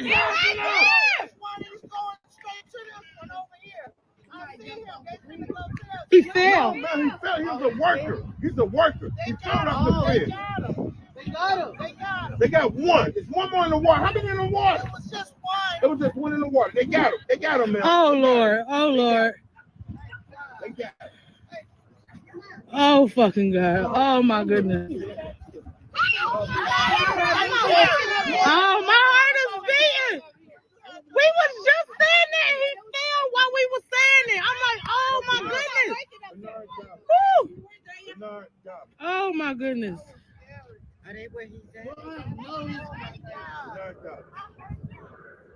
Oh, look, the helicopter. They got him. They got him. They got him. I hear the helicopter, too. They got him. The helicopter coming? Yeah. He was a worker. He was a worker. We was just saying that. We watched this man fall. It's something else that fell with him. Like, it was like a little rope. Oh, I would sue the mess out of them. Where's his partner? Oh, I would sue them. Oh, they came down. They came down. They grabbed him real quick. Oh, look how he had life jackets on. Yeah, they got on the boat. We was sitting out there cooking.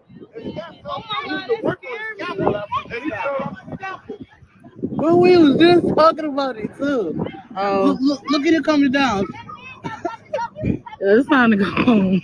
Man, I do that. No, they put him on the boat now. If you want to hold on, come back to shore and put him on the boat. Why didn't you send him on the boat? But it's a pilot boat. Here, just bring it back up here. There we go. They give him CPR. Ma, I couldn't believe it. I couldn't believe it. Yes, I just would. If I was still. She almost got it on camera too. Oh, that would have been. I hope he okay. Like they resuscitate him. He probably just swallowed a lot of water. He floated up. He was so small. Look at his partner. He probably said it's time to go. So that was actually a few days ago. I think 3 days ago, July 12th. I think is the actual date. And I had the day off of work that day, and I was going to launch my jet ski. Welcome back again. Okay, around. Academy. Can you hear me, Rick? Yeah, I can hear you. Yep. Yeah, I was going to launch my jet ski that day at 3 o'clock in the afternoon, and I launched it right there where the bridge is, and I always play around that bridge, right? Yeah. I'm not even 500 feet, 300 feet from the bridge where I launch it at Chewett Beach, right? So it's free launching. So I go down there and I launch my jet ski, right? That woman's a hero. She saved that guy's life.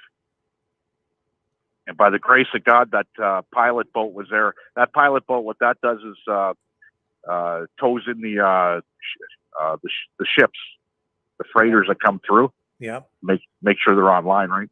And just by luck, that pilot was there, right? So she saved that guy's life. That's a great story. I'm glad he's all right. Yeah. Apparently, he's a 31-year-old male from Windsor with a 1-year-old child, and he's a construction worker. But it brings back memories, bad memories of the one that happened on that bridge, on the scaffolding. The scaffolding broke, and a friend of mine, Joe Mallon, was up on the bridge. He was tied off properly, but the other guy was tied off to the scaffolding, and it went down with 3 people. And one of them was tied off to the scaffolding, and he died. Oh, my. He couldn't get loose, right? So as a construction worker, you have to wear safety boots. That guy's really lucky because what's in your safety boots is steel. Yeah. Okay, and right there's one of the fiercest currents in that channel is right there. How the heck was he able to survive that? Jumping, how could he possibly survive that with those boots on? I mean, it pretty much guarantees you go straight to the bottom. He had a life jacket on. Oh my God! Thank goodness for that. You're working on that bridge. You're wearing a life jacket, especially where they were, right? And he wasn't painting; he was cabling, right? The last guys that went down, they were the bridge painters, right? And pretty sad, but good ending, anyways. He's alive, okay. And really good ending is that he was on the American side because, you know, they don't mess around over there. So he was taken to a U.S. hospital, probably Henry Ford Hospital, where he was properly taken care of. Because if this was Canada, on the Canadian side, he would have been in a waiting list. Probably. I hate to Critical laugh. or not. Yeah. Right? My. That's our healthcare for us. Yeah. 43 as for meters. Andrew, 43 meters. That's how far he fell. How many feet is that? I was out there yesterday. 43 meters, so three feet to a meter. That's 141 approximately. feet. 141 14 stories. feet. 14 stories. Oh my God. And I was out there yesterday on my jet ski, and I had an island all to myself, but the only way to get there was on my jet ski, and I had to battle 5-foot waves. So he's lucky that the waves were, and that's why I was going to go out that day. There was no waves. So he's lucky he didn't get crashed by 5-foot waves, 4-foot waves, right? Wow. Because like I said, that's the most dangerous part of the channel. You don't even have to jump off the bridge. You just got to jump in right there and you're not coming up. The undertow's so strong, right? Yeah. Oh man. Yeah, you don't swim underneath that Ambassador Bridge. Yeah, and for people who don't know what the Detroit River is like, I mean, the current is swift, it's strong. You don't want to mess around in the Detroit River. Make sure you have a life jacket on. He's so lucky. Wow. Yeah, he is actually. That's a great video, great outcome. I mean, people jump off that bridge to commit suicide. So when I first heard about it, I thought, oh, it must have been a suicide attempt. But no, he was a worker. So he was a worker. He got hit in the head with something apparently, and it knocked him over the scaffolding he was on. Right, so apparently he was knocked out before he even hit the water. Right, but when he hit the water, he sustained broken ribs, broken bones. Oh. Right, it's like hitting concrete at that height. If you don't land the right trajectory into the water, and you know what, when he was free falling, so there was no trajectory whatsoever. He's lucky, very lucky. Well, we wish him well. That's for sure. Yes. As for Andrew, I like his method, what he's doing. That's for sure. Yeah, well, you can relate. Grow your own. You have your garden on the go there yourself. I do. And you know what? It was refreshing yesterday because I do steak Sundays, and I videotape my steak Sundays, right? And I cook about 10 steaks for who's ever coming over for the day, right? But I went out to the garden and I picked my yellow beans fresh. I picked my cauliflower fresh, and that was out of the garden and on the table in less than 45 minutes. And what a taste! Well, that's the thing. You know what you're getting. You know you're getting quality. You're not getting a bunch of processed stuff with a bunch of chemicals on it. It's much healthier. There's so many upsides to growing your own food, taking control of that aspect of your life, which is one of the most important aspects of anyone's life. That's freedom. And the sad thing is, see, this generation, okay, the youth, they're far from gardening, right? But it don't take much, right? You can learn it on YouTube all you want. Like I got a shit ton of tomatoes that are coming, and guys are going, some of them are, some other guys are growing tomatoes. They got black spots on their tomatoes, right? They're like rotting. And I just know that it's a calcium deficiency, right? So what are you using, CalMag? No, I'm going to use calcium nitrate soluble with the water, right? Next time I water them, boom, boom, boom, and it takes care of any of that. I don't have any of those issues on my tomatoes because I use calcium, right? So, yeah, everybody's asking me questions like I'm some big garden guru, but I'm not. I just started gardening this year, right? And everything's the cauliflower, the broccoli, the radishes, everything. I haven't had an issue with anything. The cabbages, wow, they're almost ready to pick, right? Grow things that are, the advice is to grow things that have a longer shelf life, like radishes, your onions, your cabbages. Well, broccoli don't last that long, but celery, stuff like that, you can put in the fridge and, it'll last you a week. No problem, right? Yeah.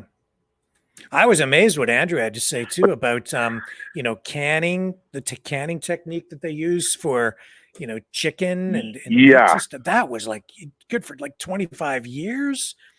I'd had Yeah, no I've idea never you heard could of that. do I'll be looking into that. Yeah. I'm going to be looking into that. Not that I'll probably end up doing it, but I'm going to look into it, right? But 25 years, if you could have food for 25 years, that's a long period, right? Yeah, without refrigeration. That's So right.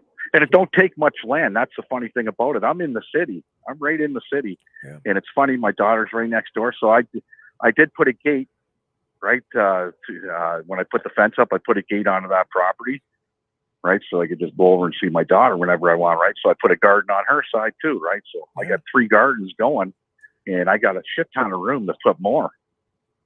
I haven't even started, right? So next year, this is all trial and error for me, right? And I'm not having any errors.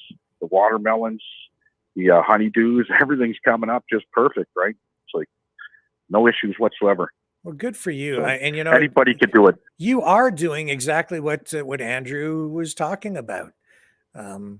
So you've put the plan into action even before listening to his interview. I take my hat off to you. And you are the resident expert now, because not many people are. A lot of people, Andrew's right about this too. They kind of get into he talks about different circles that people get into, and they're in a circle of concern all the time, sitting around watching, social media videos that get everybody scared and upset, but you really don't have any control over a lot of that stuff. You need to get out of that circle and into a circle of action where you can make a difference and take control of your own destiny. That's right. Right. I didn't do it over the money issue and the cost of food. Yeah, I know the cost of food's going up, but initially the garden's going to cost me more than it would have for me to go to the supermarket to buy food this year, right? Mm-hmm. It's over the years. Next year, it's already paid for itself, right? And the year after, it's everything's free, right? So it's about the freshness and knowing what's on your food is a key thing for me. Yeah. It's fantastic. I think that's great, man. Yeah, it is. So with that being said, Rick, get to your next caller. I liked I don't like what happened to the Crimea Bridge whatsoever, but the war is going to go on. Yeah, it doesn't matter what side we're talking about. It's just, I just don't like hearing about people being hurt, killed, orphaned. This is why the war has to stop. It's not helping people. Right. And when you got Joe Biden putting the reservists on mobility orders and everything else, right? Makes one think, right? Makes one think how far they're going to go. Yeah. Russia's not going to let America attack Russia.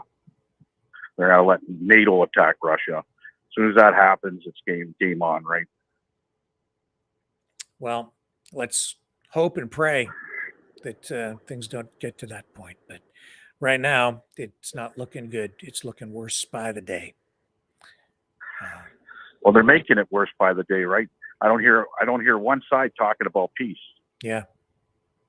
Yep. At all. Yeah. And that's a scary thing, right? Winter's coming, right? The grain, everything else, it's a mess. But in hindsight, that means the price of grain for our Canadian farmers is good. They're going to finally make some money, right?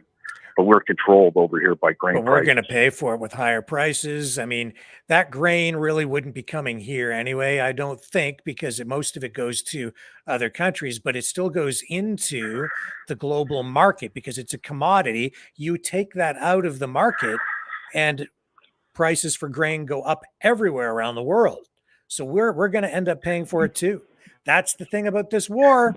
We're paying for it right here. We are paying for that war. We're financing it. Oh, 100%. Right. Any way you look at it, we're financing it. So, yeah, a lot of people here don't want it to happen. And as for Trudeau getting booed today, that's a great thing. Right. He's losing his support by far. The Muslims don't want him. Yeah. Okay. The natives don't want him. Mm-hmm. A lot of people don't want him. Right. So it's going to be pretty greasy to see how he gets back in this time around. Right. I don't know. They're going to try every which way. They're going to try every which way to keep them in, right? And the NDP's at fault for sitting back and watching it, right?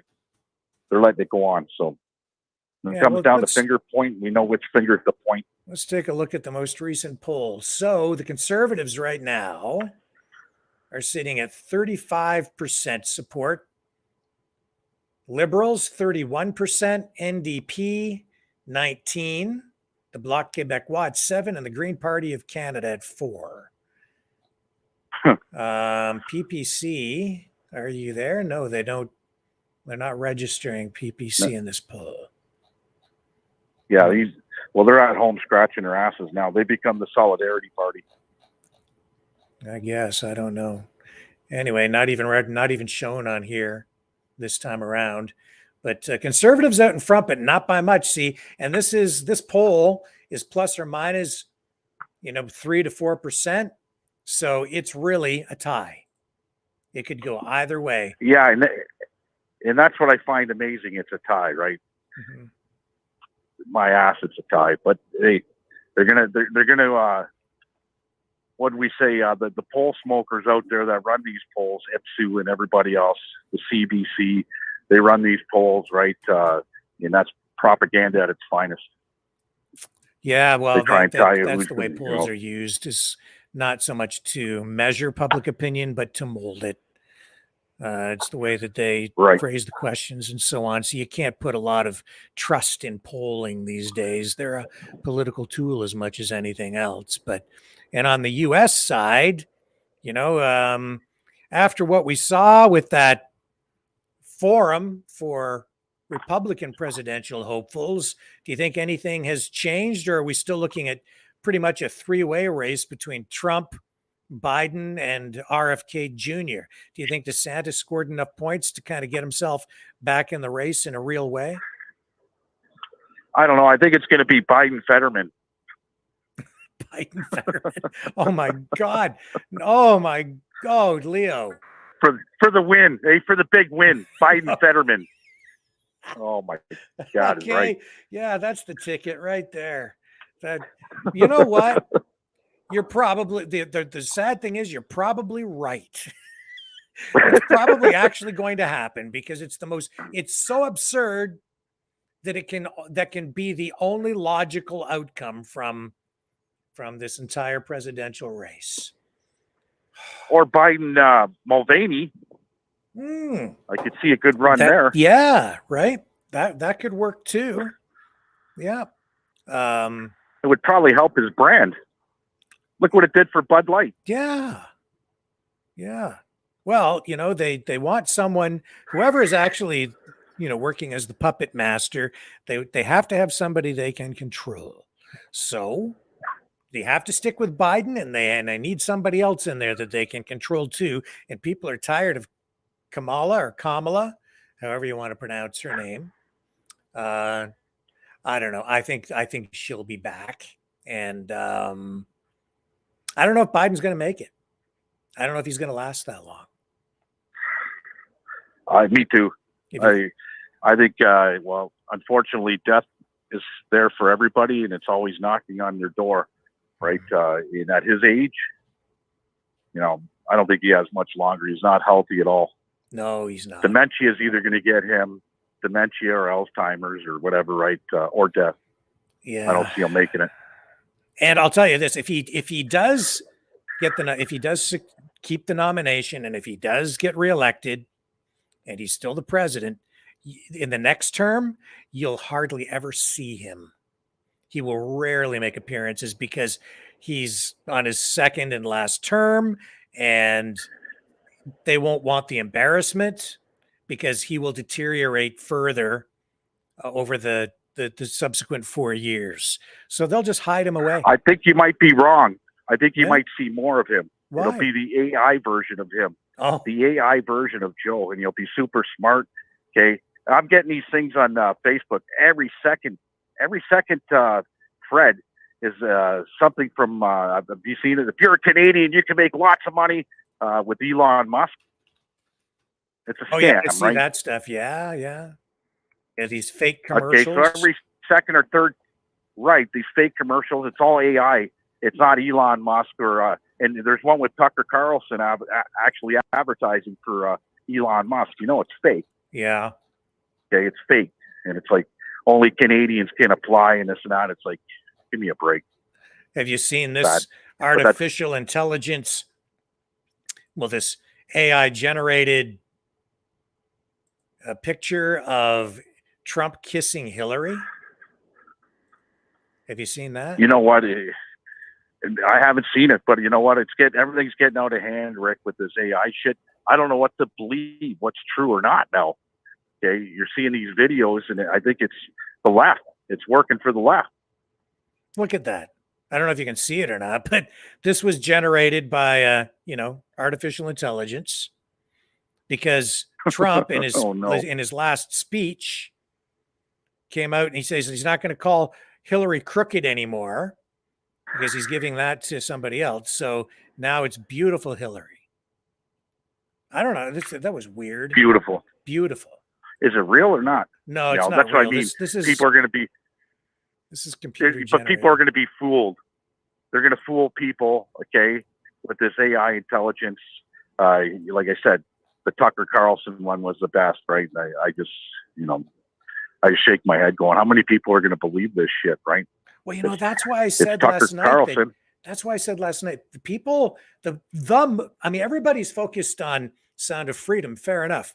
But I think the movie to really pay attention to, that's probably more significant in terms of the impact that, or the foreshadowing, I guess, of where we're going as a society, is Mission Impossible: Dead Reckoning, because it deals with artificial intelligence going rogue on its own, becoming self-aware, and it deals with all these issues surrounding national security, global security, the fate of humanity, and movies tend to foreshadow the things that we're going to see in the future. It's supposed to be sort of a science fiction movie, but it's so connected to science fact today that it's already almost science reality. That's why I think it's the more relevant movie to be, have on your radar if you want to know what's going to be happening. That's right. That's right. You should open up with a code word every night so we know it's really you. Yes. Yeah. A safe word. A safe word. Uh-huh. So we know it's you. That's the way people are going to have to start opening up any of their social media. And then you got people that are cloning people. You got people that are cloning people on your site. That's right. In the chat right now, we've got somebody in there cloning someone's identity again tonight, just to cause havoc. Right. Well, just to cause havoc. Yeah. So D, you're gonna have a safe word. Just let us know your safe word so we know. Yeah. And then and then last night I was talking about they have even done deep fakes of Vladimir Putin where they hacked into the television signals. They then put a deep fake of Putin up telling the public that he was going to impose martial law at one point over the past year. Lay down your weapons. Yeah. Lay down your weapons. Surrender to the Ukrainians. Yeah. Right. So I don't know what to believe anymore. I don't. It's I just don't believe it till I see it. Right. Yeah, that's right. And it's not seeing it on the computer anymore. That's like TV. Yeah. Well, bunch sir, of bullshit. we should okay, Rick, I probably gotta get back to work, guys. Thank you, Leo. And I'm glad you haven't quit your job yet. I don't know if you made your decision or not, but I'm glad you're at least out there. I'm taking a 2-week vacation. Taking a 2-week vacation starting next Monday till the 8th of August, and then I'm going to take another 2 weeks. I just don't know when, but I'm going to take those 2 weeks. I'm going to go reflect somewhere up north in the bush. Okay. With a fishing rod in my jet ski. Have a good day, guys. Good man. Okay, see ya. All right, let's move on to the next caller who wants to talk about the Knights of Malta. Hello. Hello. How are Hello. you? Hello. Dom Palm. Hello to it's Dom Palm, and hello to all Maverick Knights, and particularly Lord Leo. I just love hearing what he has to say. Yes. Anyway, that was a good conversation. I really, really enjoyed your show tonight because it was constructive, and it was also very newsworthy about that poor Angela, who I'd like to adopt her. I mean, I would. I don't have to have a pod baby. I could adopt her. Well, there you go. I know, and oh, I was watching another show on a science show the other day, and they actually had different forms of pod babies, and now they're putting them into these bubbles, and they can have a technician massage the bubble that it's in to make it look like it's, you know, a mother massaging its belly. This is getting crazy, Sir Richard. What do you mean getting Just crazy? I think we've gone far beyond crazy at this point. Well, it's getting crazy off. Yes, yeah, crazier. crazy off. Yeah. But anyways, I wanted to speak about the Knights of Malta because I've once met a fellow, and I was doing some veteran articles for a newspaper, and I was interviewing 11 different veterans, and they all had terrible stories. Some of them had been in salt mines and in prison during the Second World War, but there was one in particular, and he wrote a book about his recent experience. And his daughter had married someone over in the Middle East, and they broke up, and she tried to escape with the children because he wasn't being very good to her. And so he got her out, and the Hapa government helped him get them out. And they got them over, they had to walk on foot through the mountains and get them through. But anyways, this fellow, his veteran story was this.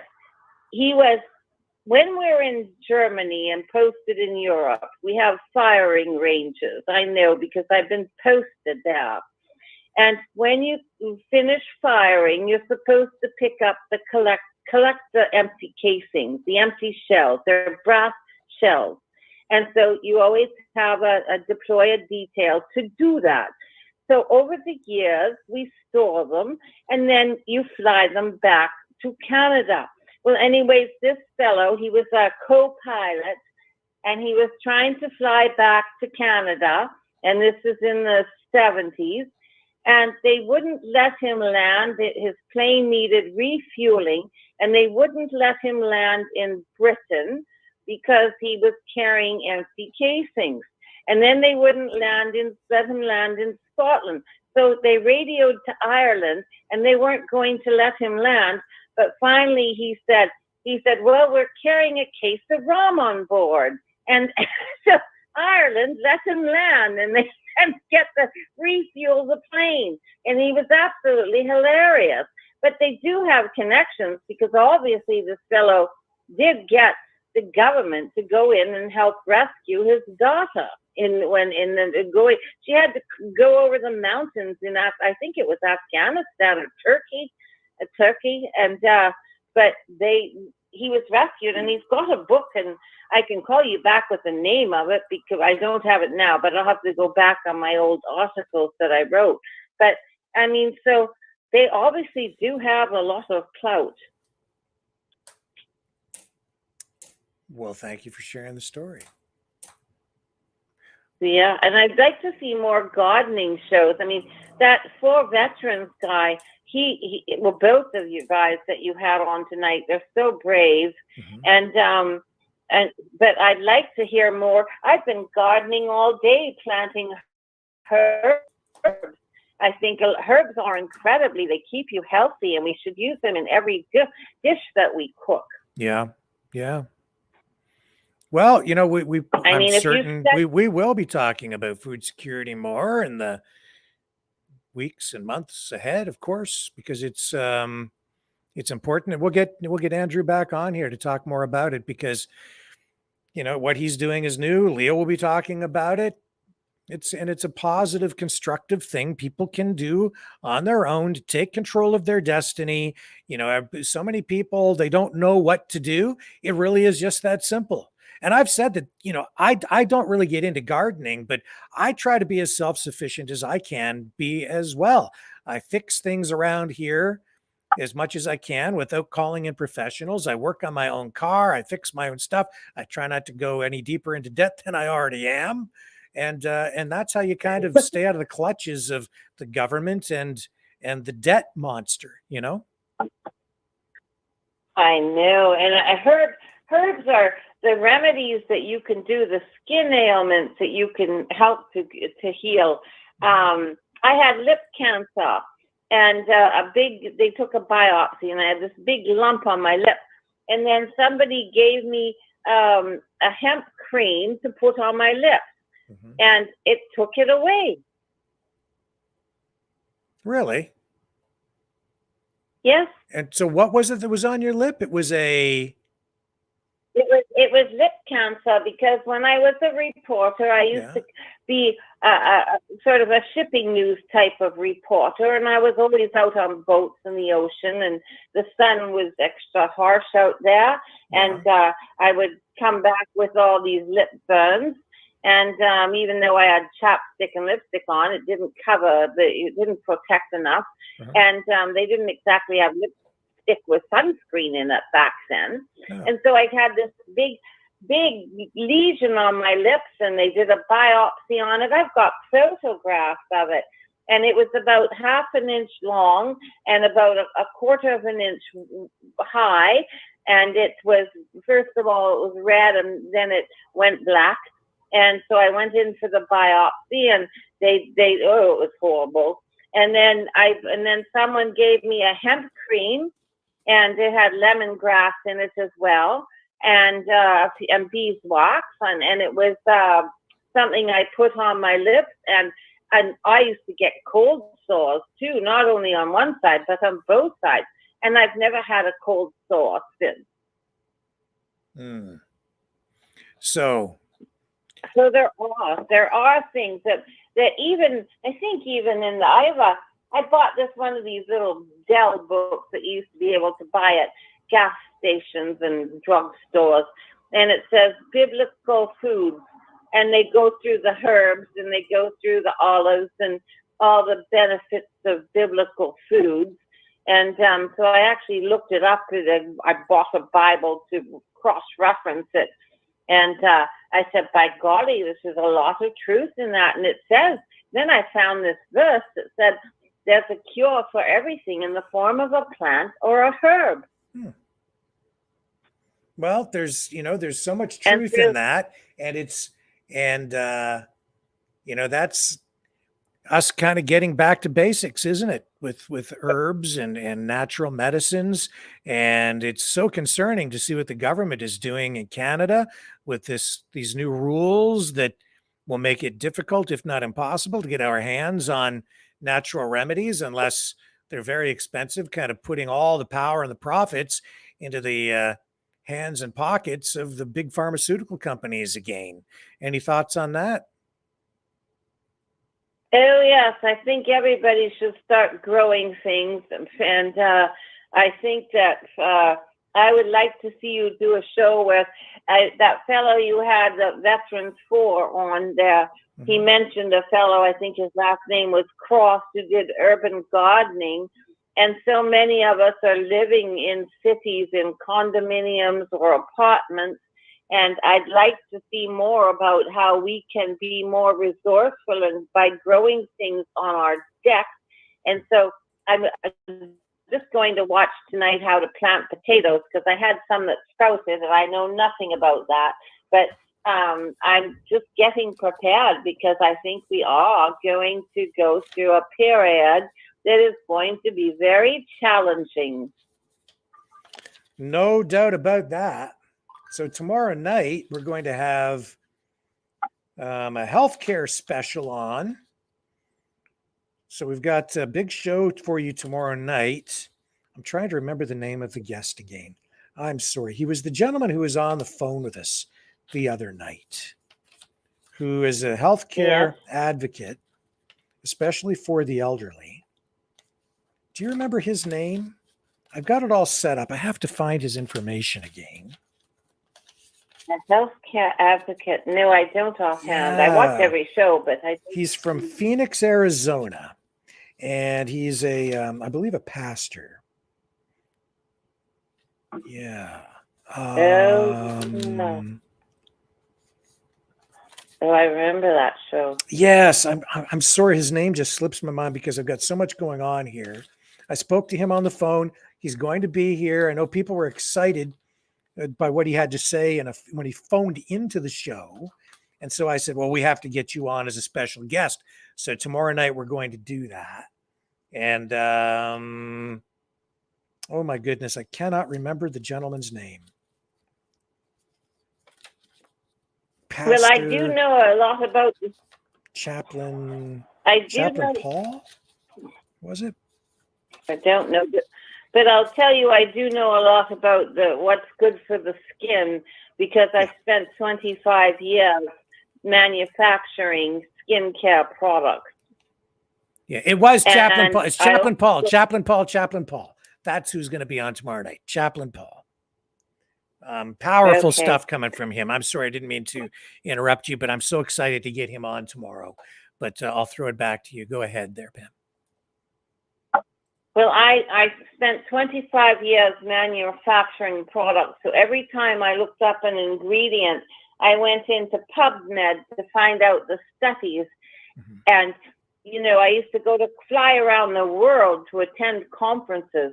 And the lavender, for example, and chamomile, and those things are very good for the skin. So I actually produced something, and I had a fellow, he was my cousin, and he was visiting, and I'm not that good of a cook sometimes. Well, I am, but I think I lived in a house that was haunted because I always was starting fires, and it never happened anywhere else. And some weird things happened in that house. But anyways, so I had flames coming from a frying pan on the stove, and I yelled, and he was sleeping on the couch in the living room, and he ran up to jumped over the coffee table, being military, and he was such a hero. But he fell, and he got carpet burn very badly on his knee, and it was a big vast wound. He came and put the fire out, even though he was wounded. And then I looked at it, and it was probably about a 4-inch gash of carpet burn on his leg, which is abrasive where infections can occur. So I took one of my products that had tea tree oil in it, and I sprayed it instantly. And then I had another product with live yeast cell derivative, and I put it around because the knee was swelling up, and it took the swelling down instantly. You could see it happen. It just took the swelling down. So then I went to my officer's nest for lunch, and I showed my doctor, because I used to be a medic, and I showed him the pictures, and he said, you should become a Dr. Palm. And but they make it so hard to become a doctor in Canada because you have to have a lot of math. And I asked my own doctor if she ever uses math, and she said no. So it's the whole system that we're living in. It's ridiculous. I hear you. Listen, Pam, we got to move on because the clock is ticking, and I've got another call in the queue. So I appreciate you phoning in tonight as always, and look forward to the next one. All right, dear. Well, I love you so much. You're so brave, and love you all, Maverick Knight. Good night. Good night, Pam. And here we go. I think it's Note. Hello, Note. How are you? Hey, how are you? I'm fine. I'm okay. Good. You're okay. I'm okay. We're okay. However the saying goes. Yeah. I apologize. I've missed a few shows. Life has been life. But I should just pause for a moment too, because I just want to say people have been asking about John. Again, John, where's John? Where's John? John sent me a letter. Yes. John talks to me by email. He's just been choosing not to call into the show for a while. I hope that he calls in again. Everybody misses you, John. He listens to the show. He's out there. He hasn't disappeared. He's just not phoning in. He's just his choice. He decided not to call in so much anymore. So that's all cool. But he's alive and kicking and still listening. He's still part of the Maverick family. He's out there. He's just kind of, out there in the ether. But he's alive.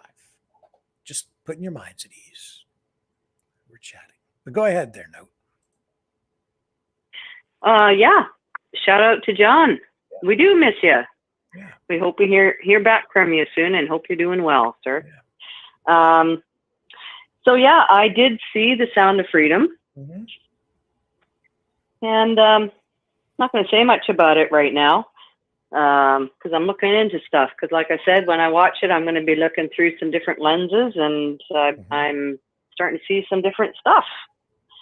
I don't know if you I heard, saw but a little bit online. Somebody sent me like a Right. link to a copy, and I didn't have time to watch the whole thing. I watched sections of it to give me a feel for what the movie was like. I confess, I Mhm. went to the movies the other night, and I didn't see that movie. I saw the Mission Impossible movie instead because I went with my wife, and she wanted to see Tom Cruise, which makes me very jealous. But that's okay. So I haven't seen the whole film. I've noticed, though, and maybe you want to comment on this, some additional mainstream media reports that I'm not sure what to make of, but I know one of them, or a few of them, have indicated that he's no longer this Tim Ballard, right? Is no longer with Operation Underground Railroad. It hasn't been for a yeah, while. that's what I was just going to say. Yeah, he stepped away from it. Yeah. Which causes, it's kind of tying into some of the other suspicions going on, but I'm going to hold back and wait to see how some stuff, I'm going to wait to see how some stuff unfolds. I mean, it was a movie, right? Yeah. It wasn't, it definitely is not, it's not what you're going to expect. But yes, it draws awareness. Definitely. It's bringing up the subject, it's opened up that subject. So that is a good thing. Sure. Beyond that, I'm going to reserve what I have to say about it. And did you hear that Disney is selling off TV assets now? No, I didn't hear that. They are. And creepy and cringy enough as it is, Elton John is stepping up to testify in defense of Kevin Spacey. What the heck would Elton John have to do with any of it anyway? Like, what knowledge would he have? Is just a character witness or something? I'm not sure. It's just weird. Can we not look at Hillary and Donald? Oh, I'm still? sorry. Jesus, Murphys. Oh, that's funny. I forgot that I left it up because I wasn't looking at the screen. I'm sorry to torture everyone like that. Stop. Just make it stop. There, how about that? We just get rid of that. There you go. Donald's gone. Yeah. And so is Hillary. Yeah, thank you. I do appreciate that. Now, can you do the same thing where Freeland and Trudeau are concerned? We could get that. We could generate that. I'm sure we could do that. But you know what? Like, we could tell Biden we're happy to transfer Freeland over at any point in time in a red dress, because again, she's out there again in her little red dress. I think she must have a closet full of that dress. Anyway, they're both running amok, embarrassing the crap out of Canadians. They're consistent that way. Trudeau with his speech about canoes, all I kept thinking was, can we just not put them in one and put them in the deepest ocean and leave them there? It's just everything. It's just getting beyond ridiculous, now, right? You reminded me of my elementary school vice principal.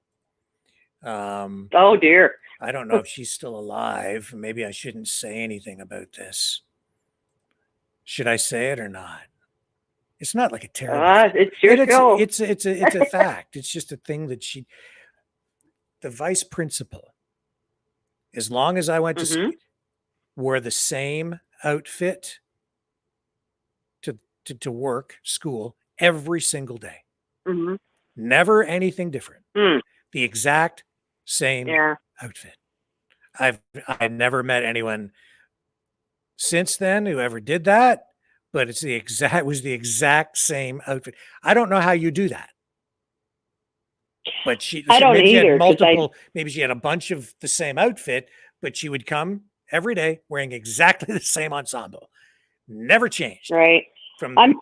I'm honestly surprised that we haven't seen a Simpsons episode with Freeland in the red dress, to be honest, at this point.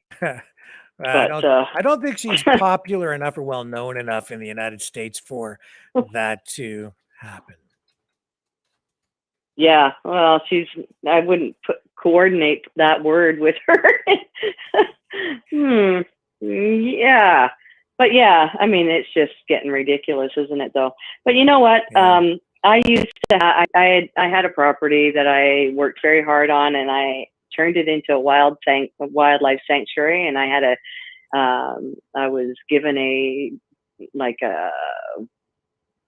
not an award, but a certificate. So it was official. And I had started making homemade products and stuff. And yes, there is something to be said. Like, I still, thankfully, have a little bit of this salve that I made, which is amazing. Do you think I can remember how I made it? Because it was the first salve I ever made. But it absolutely cures everything, from rashes to bites to all kinds of stuff. It's amazing. I only have a little bit left, and now I don't have a garden. But there's something to be said for that, and shame on them. I did write our MLA about this Bill C-47. Mm-hmm. Keep mixing it up with 24. There's so many bills that they're busy ushering in everywhere that it's hard to keep track. But yeah, Bill C-47 is terrifying, because once we're cut off from our natural supplements and herbs and everything, because not everybody can have a garden. Hello. Mm-hmm. We need it. That's going to be very dangerous, because natural supplements and herbs are actually helping keep people out of the hospitals. How many hospitals have been closed down in Canada since all this ridiculousness, right? Like, it's proving more and more that our government wants us dead.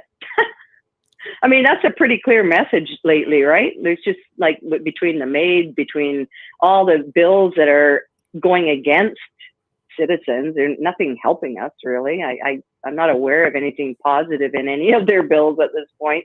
Just makes my eyes cross. Well, we're certainly, anyway. I mean, all the government's policies certainly do encourage degrowth, and they are not pro-life. I don't mean just in the sense of abortion either. I mean, whether you're looking at, you're quite right. If you're looking at medical assistance and dying, or the way that they put us on waiting lists for healthcare, or the way they're taking away natural remedies instead of just the pharmaceuticals, vitamins, all of these different policies, you certainly, and then the food security issue again, less fertilizer, produce less food, take away your meat. Yeah, I mean, it's all true. It's not pro-life, doesn't seem anyway. It definitely anti-carbon. Isn't. And this whole CO2 bullshit, pardon me, but come on now, we need that to grow our stuff. Yeah. I mean, it's just beyond ridiculous. It's just like, and let's get rid of the farting cows, heaven forbid. How about we get rid of the farting politicians? How about that? Go. Right? Yeah. All they do I think that sounds a whole lot. Spew hot air. That's all. Hot air. Exactly. Right. There you go. So I don't know. It's just getting frustrating beyond words. But, there I am talking to a teledoctor, because I'm on a 10-year wait list for a real doctor. Yep. And even the teledoctor, when I told him about digestive issues and blah, blah, blah, blah, blah, you know what he had to say? Yeah. Well, I don't really know about that stuff very much. You might want to see a naturopath. I kid you not. That's what he said. Now, with, what does that tell you, right? Like, they are just pharmaceutical pushers. Yeah, it's true. They're not. And then Trudeau is getting rid of our access to naturopathy and vitamins and all that good stuff. Yep. So it's everything's so counterproductive. It's insane, right? Listen, note, I'm going to wrap it up with you because we have Feel very special now. ready to make a return appearance, and you were just talking about him a moment ago, and I know everybody's. Hey, John, welcome back. There you are. Okay, so I got to jump off so I can go talk to John. Thank you, Note, for calling in again tonight. It's been a pleasure as always. You're welcome. And hi, John. Good to hear you.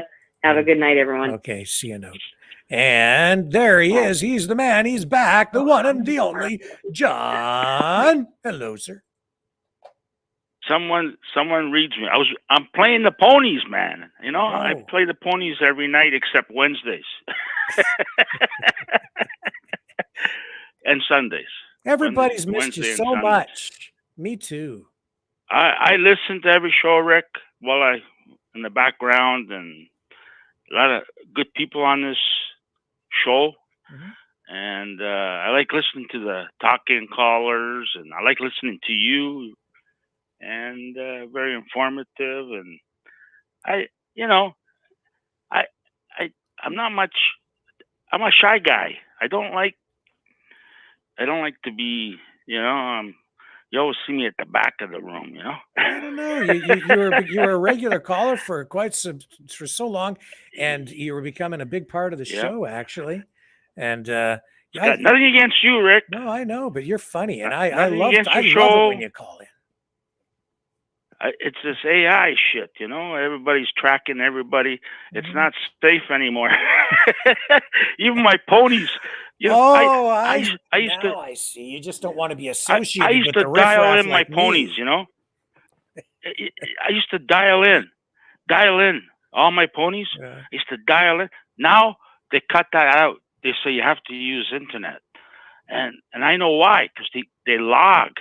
When I get 5-6 races in a row, they keep sending me emails saying, "Hey, we got a tournament going on. Why don't you join?" Yeah, right. These guys, they see everything. This internet is. I don't go on Twitter. I don't go on Facebook. I don't go on nothing. But I am thinking about going on that other one that you have there. The what do you call it? Truth Social. Rumble. Yep. I don't know. Maybe that might be good. It's like I got a VPN on my all my computers have VPN, phones, everything. Yeah. You know what that is, Rick, right? Yep. Virtual private network. Yep. And my server is based in the islands because they wipe their servers every week. It's all wiped off. I see. These other ones, they keep everything you do forever, and I got nothing to hide.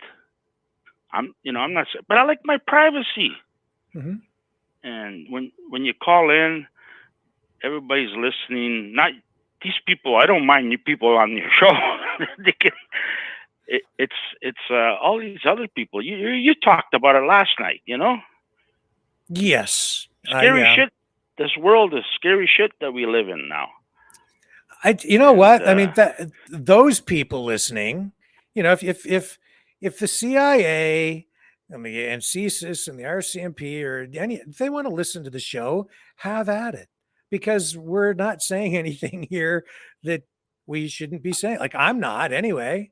I can't control. I got nothing to hide. I can't control what people say when they call in on the phone-in portion of the show, because we don't even have a delay, right? So there's a limited amount that I can do in that regard.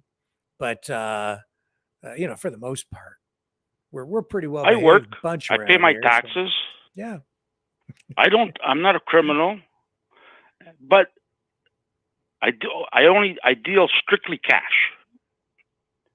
The other night, I went to see the show down at Ontario Place at the RBC.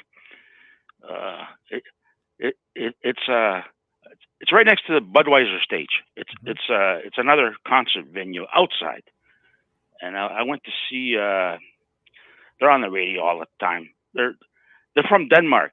Anyhow, the guy said I was up front, because those weaseled my way there. But the guy said, this song's about the devil, and he lives in Russia. I know he was talking about Putin. I says, you're an idiot. World Economic Forum is the devil. New World Order is the devil. You got your facts. I'm yelling at him and oh my God, he heard me. But the guy, he was, I got nothing against the guy, but why is everybody against Russia? And I like that one thing he said. He says, these Canadian mosquitoes are killing me up here. We're outside. The Canadian mosquitoes are killing me up here. He's a funny guy. But they're, what are they called? You guys probably know them out there. They're pretty heavy, some of their music. Is it like heavy metal band or what? Anyhow. What kind of music do they play? They're heavy rock, heavy, yeah. I won the tickets, so like I didn't, like Volbeat. Volbeat. There you go. There you heard of them, eh? No, I never have. I just looked it up, and I'm like, I don't even know who these guys are. They're from Denmark. Yeah. Yeah. I don't know anything about it them. was okay. I like the venue though. It's right next to Budweiser stage. It's called the RBC something, and it's outside, and it's just a big stage, a lot of people, VIP seats and everything, But it was okay. I took the GO train obviously because of the indie was going on there. But from the GO train to the Ontario place, there's a guy. What do you call those guys? Whiskas. The guy with the bike with the two seats in the back. Oh yeah. Okay. Yeah. Wicca. I don't know what they're called, but anyways, I said to the guy, "How much?" He goes, $40. I said, "I'll give you 30. You're not doing nothing anyhow." He goes, "Okay, jump in." I was there in 10 minutes. If you walked, it'd be a half hour. Yeah. And then coming back out, all these taxi drivers are all around me. I left a little early, right? Yeah. All these taxi drivers. "Oh, well, I'll give you a ride." I said, "I'm just going to the GO. I'll give you a ride there." I said, "How much?" $30. I said, 20 and you got a deal. "Okay, 20. And come on, that's it." I said, and then like, who pulls up? The guy with the, I said, "I'm going with this guy. He charges me 30, but I promised I get her." He goes, "Well, I don't know. 30 is a little cheap." I says, "Come on, you'll be back here." All right. So we jumped in, and I gave him 35, and he was a good guy. Man, that's a good job, Rick. You got good shape driving those things, Yes, that's true. And this guy was all muscle, man. He was pretty good. He's riding away there. But it was Volbeat. That's who it was. Volbeat. I'm not Volbeat. Yeah. Yeah, whatever. But they hate Russia. Come on, man. Would I recognize their music if I heard it? It's on the radio? Yeah. Okay. It's all over the radio. Yeah. Yeah, I'm not up on my current pop culture. I don't know all the bands anymore. I'm getting too old. I'm not relevant. That's why I don't host the Tonight Show. Every half hour they play them. It's out of control, Really? Like every half hour they play them. What are they? I got the radio station. How much are the tickets for that band for a concert? I don't know. The radio station sent me an email if you want free tickets. Oh. Not me. The girl I live with here. Yeah. She sent her a ticket. She's right into this. She's right into everything like media, Facebook. Yeah. So they sent her. "You want free tickets?" I said, "Yeah, let's go." So she grabbed them, and I just put them on my phone, and I don't know what they're worth. I don't know, but I know Guns N' Roses. That's coming up. I got a lot of concerts coming up at Budweiser. They're all around. They're expensive. They're around $80, $90. And then the beer, 45, 59. No, they were like $300. Really? Yeah, they were like $300. Those seats. Wow. Yeah, but then they let them go cheap near the end. For some reason, I guess they never sold out. But the beer, two tall cans, $50. Robbery. $50, 2 tall cans. Yeah, I'm just looking at the ticket That's prices how they make. for one of their concerts in Saskatchewan, and it's anywhere from $65 to 118, 300 and something. That must be like some special area. 157, 180, 200. Yeah. Wow, see, I'm in the wrong. I should 636, 760, 840, 970.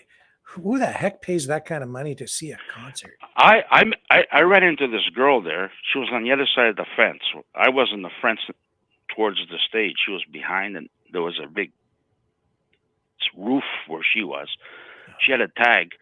She paid $900 to sit. I go, I'm going up to the front. Watch me. But she got to meet him. She got to meet the band. Well, for that money, they better do more than just meet her. They better, like, I don't know, sign her body it somewhere. came out for 5 minutes. Give her a T-shirt or something. I don't know. No, nothing. Oh, they gave her a Voltbeat water bottle. Oh, well, that makes it all worthwhile then. But she says they came out for 5 minutes in the back room there, wherever they met him. I go, did you enjoy it? Did you get? Oh, we got our picture taken with them. Okay. I said, well, did you put your arm around him? No, you didn't put your arm around the guy. And she goes, you're not much of a fan then, eh? Anyways, she was young. Not that, I don't think she was that young, but it was. I'm in the middle of the crowd, and this girl, she's wobbling, and I'm going, whoa, what's the matter with her? I got away from her, and then she just fell on the ground. Not one person picked her up. I went up and I grabbed her, man, and I lifted her right up. And nobody helped me. And I said, give me a hand, someone. Give me a hand. And her boyfriend's standing right there. And I said, she with you? You better hang on to her. She's going to fall again. And I got out of there, and I went back to the fence, and the paramedics came in. They kicked her out, or they dragged her out of there. Her, and she was loaded or high or something. Yeah. A lot of people are high or loaded. And I had one beer. I wasn't even driving, but I don't really drink. I don't do drugs. I don't drink. Yeah, me either. But I've done every kind of drug except needles. never. I was pinned down one day. I was hanging around with these heroin addicts, and I was pinned down, and they were going to inject it in me, and I fucking was crying, and they let me go. But I wouldn't know who. But I tell you, I never wanted to see that shit in my veins. I don't like needles. Hey, I was going to ask you something. You're a smart guy, Rick. Ozempic. You ever heard of Ozempic? I don't think so. Ozempic. What's that? Ozempic. It's a weight needle. It's a needle once a week. You can lose like 20 pounds a month or something like that. Okay. I'm just looking it up. I want to lose around 30 pounds. All right. 220, and I should be around 190. And because I eat too much. All right. I like to eat. I don't drink. I don't do drugs, but I like to eat. There's always a drawback. So you're thinking of taking this drug to lose weight? Well, my doctor offered me because that means my don't do stomach. it. My stomach's hard as a rock, man. People punch me and they hurt their hand, and they go, "Fuck, why is your stomach so fucking hard?" And I said, "I don't know." But it's a little bit. My stomach's a little bit. I I Googled it, and it looks like it's hard fat Hard built fat. up over the years. Are you you know, pulling my when leg here, or like it's this? it's hard fat. It's hard It's around. fat. It's all around my. It's all around my organs and everything inside there, Yeah. and it's not healthy. You know, like I'm strong as a bull. You know, I eat right, but it's not really. Sometimes I eat junk food. I like junk food too, but you know. Well, So I don't know you anything don't know about. nothing I don't know about it. anything about this drug, but anything Maybe that makes someone you on the lose line, weight chat doesn't lines sound know healthy about to it. me. But what do I know? I've been reading up on it. John, exercise. Yeah. That's the guy who says I play the ponies. Exercise. Hey, I used to exercise, but lately I haven't been exercising. So to too lose much. weight, instead of exercising, you'd rather take a pill or inject something into your body. Do it naturally. Yeah. Honey better than sugar. I don't eat sugar at all. No. I don't eat no sugar. Everything's black coffee, no sugar. Honey, I do. Hello? Honey, yeah. Cut off. You cut Yeah, off. honey, I do. Yeah. No sugar, no fried foods. The chips I get into, when I get into a bag of chips, can't stop eating them. No, good job. Don't do it. You know what they call that? They call No. that snackability. That's called snackability in the fast food, junk food industry. They do it on purpose. They use, fat and salt to make the food do stuff and other chemicals so that it affects your brain. So you want to keep eating it. And that's how they make more and more money, because you can't stop eating it. Like you can't eat just one Lay's potato chip. No. When I start getting into those, when I go, put it down and I wrap it up real good and put it away, and I go, I gotta have one more. Honest to God, and that's not good. But like you should see the beans on my garden there, mouth of the south. You should see the beans. I've got this big tin tray. I filled it up twice. I've been eating beans like crazy. They're really good too. Well, they're good. I boiled them really good. Put some lemon on them and some salt and garlic. Well, just keep eating the beans. Really you good. won't need that drug. Beans are healthy. I'm they'll doing help you lose that. weight. Just do that. Yeah, the beans are really good this year, man. Yeah. The green ones.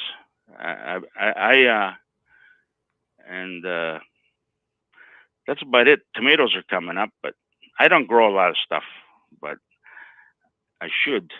But too much work, man. You know how much weeds I got in the garden right now?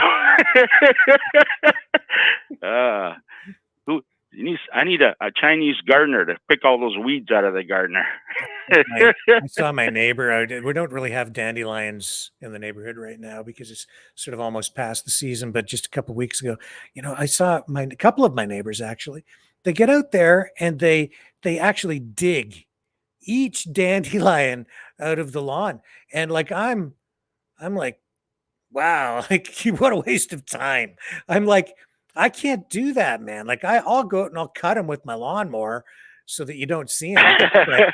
But I'm not going to go out and take all my time to dig every dandelion out of my lawn. I just don't have the time. I don't get it. But so many people. I don't like gardening. Yeah. But I grow. The most important thing is I water them every night, and sometimes when it's hot, twice a day. I water them. Yeah, I'm a terrible neighbor. But it's not like you see, like I don't have dandelions on mine because I just cut the tops off with my lawnmower, and when they come back, I cut them off again. But I'm not into it like so many people around here. Yeah. Sorry, neighbors. Apologize. Yeah. But those beans, man, I tell you, they're amazing in that garden there. And the tomatoes, when they're almost ready, they don't, the store-bought tomatoes don't taste nothing like the ones in my garden here. My garden, I buy good soil. I throw it in there, and I don't know what this guy here, Mouth, is doing with all this chemical crap in there, but I don't use chemical on my vegetables there. I'm sorry. I seen him on here. He's putting chemicals and powder and all kinds of this stuff there, It's a magic potion of some kind. I don't know what he's doing. I don't know. Don't ask me. If you have me touch your garden, man, I will kill it. I pretty much guarantee that it's going to go brown instantly and shrivel up and turn. Then it'll turn black, decompose, and go poof into dust. That's what'll happen if I garden. Next year, I'm going to buy 2 big bags of wood chip, and I'm going to throw the wood chip down there so the weeds don't grow. Mouth says it's all organic, everything he's doing. It's all organic? Yeah, that's what he says. Oh, okay. Well, to me, it looked like chemicals. He said he says he's growing weed, man. Hydroponic. Yeah, right. Hydroponic is not organic. Can't you have organic hydroponics? Just not use chemicals? Just do it all with like natural stuff? I don't know. Well, this year I got hey, Mouth, this vegetable garden up north when I was up there a couple of weeks ago. They have the best idea. They built a planter like you did with the wood. They filled it up with good dirt, and they put chicken wire around the side and on the top. And then they have lids on it to keep all the... Up north, they got a lot of wildlife. They eat your garden. So this way they get to eat it. My cucumbers this year, I think last year I never got no cucumbers. There's some rabbits in my yard that are eating all the cucumbers. I'm telling you. My cat caught a rabbit, brought it in the house. And what the hell are you doing? I opened the door. I think he's jumping like 6 feet in the air all the way out.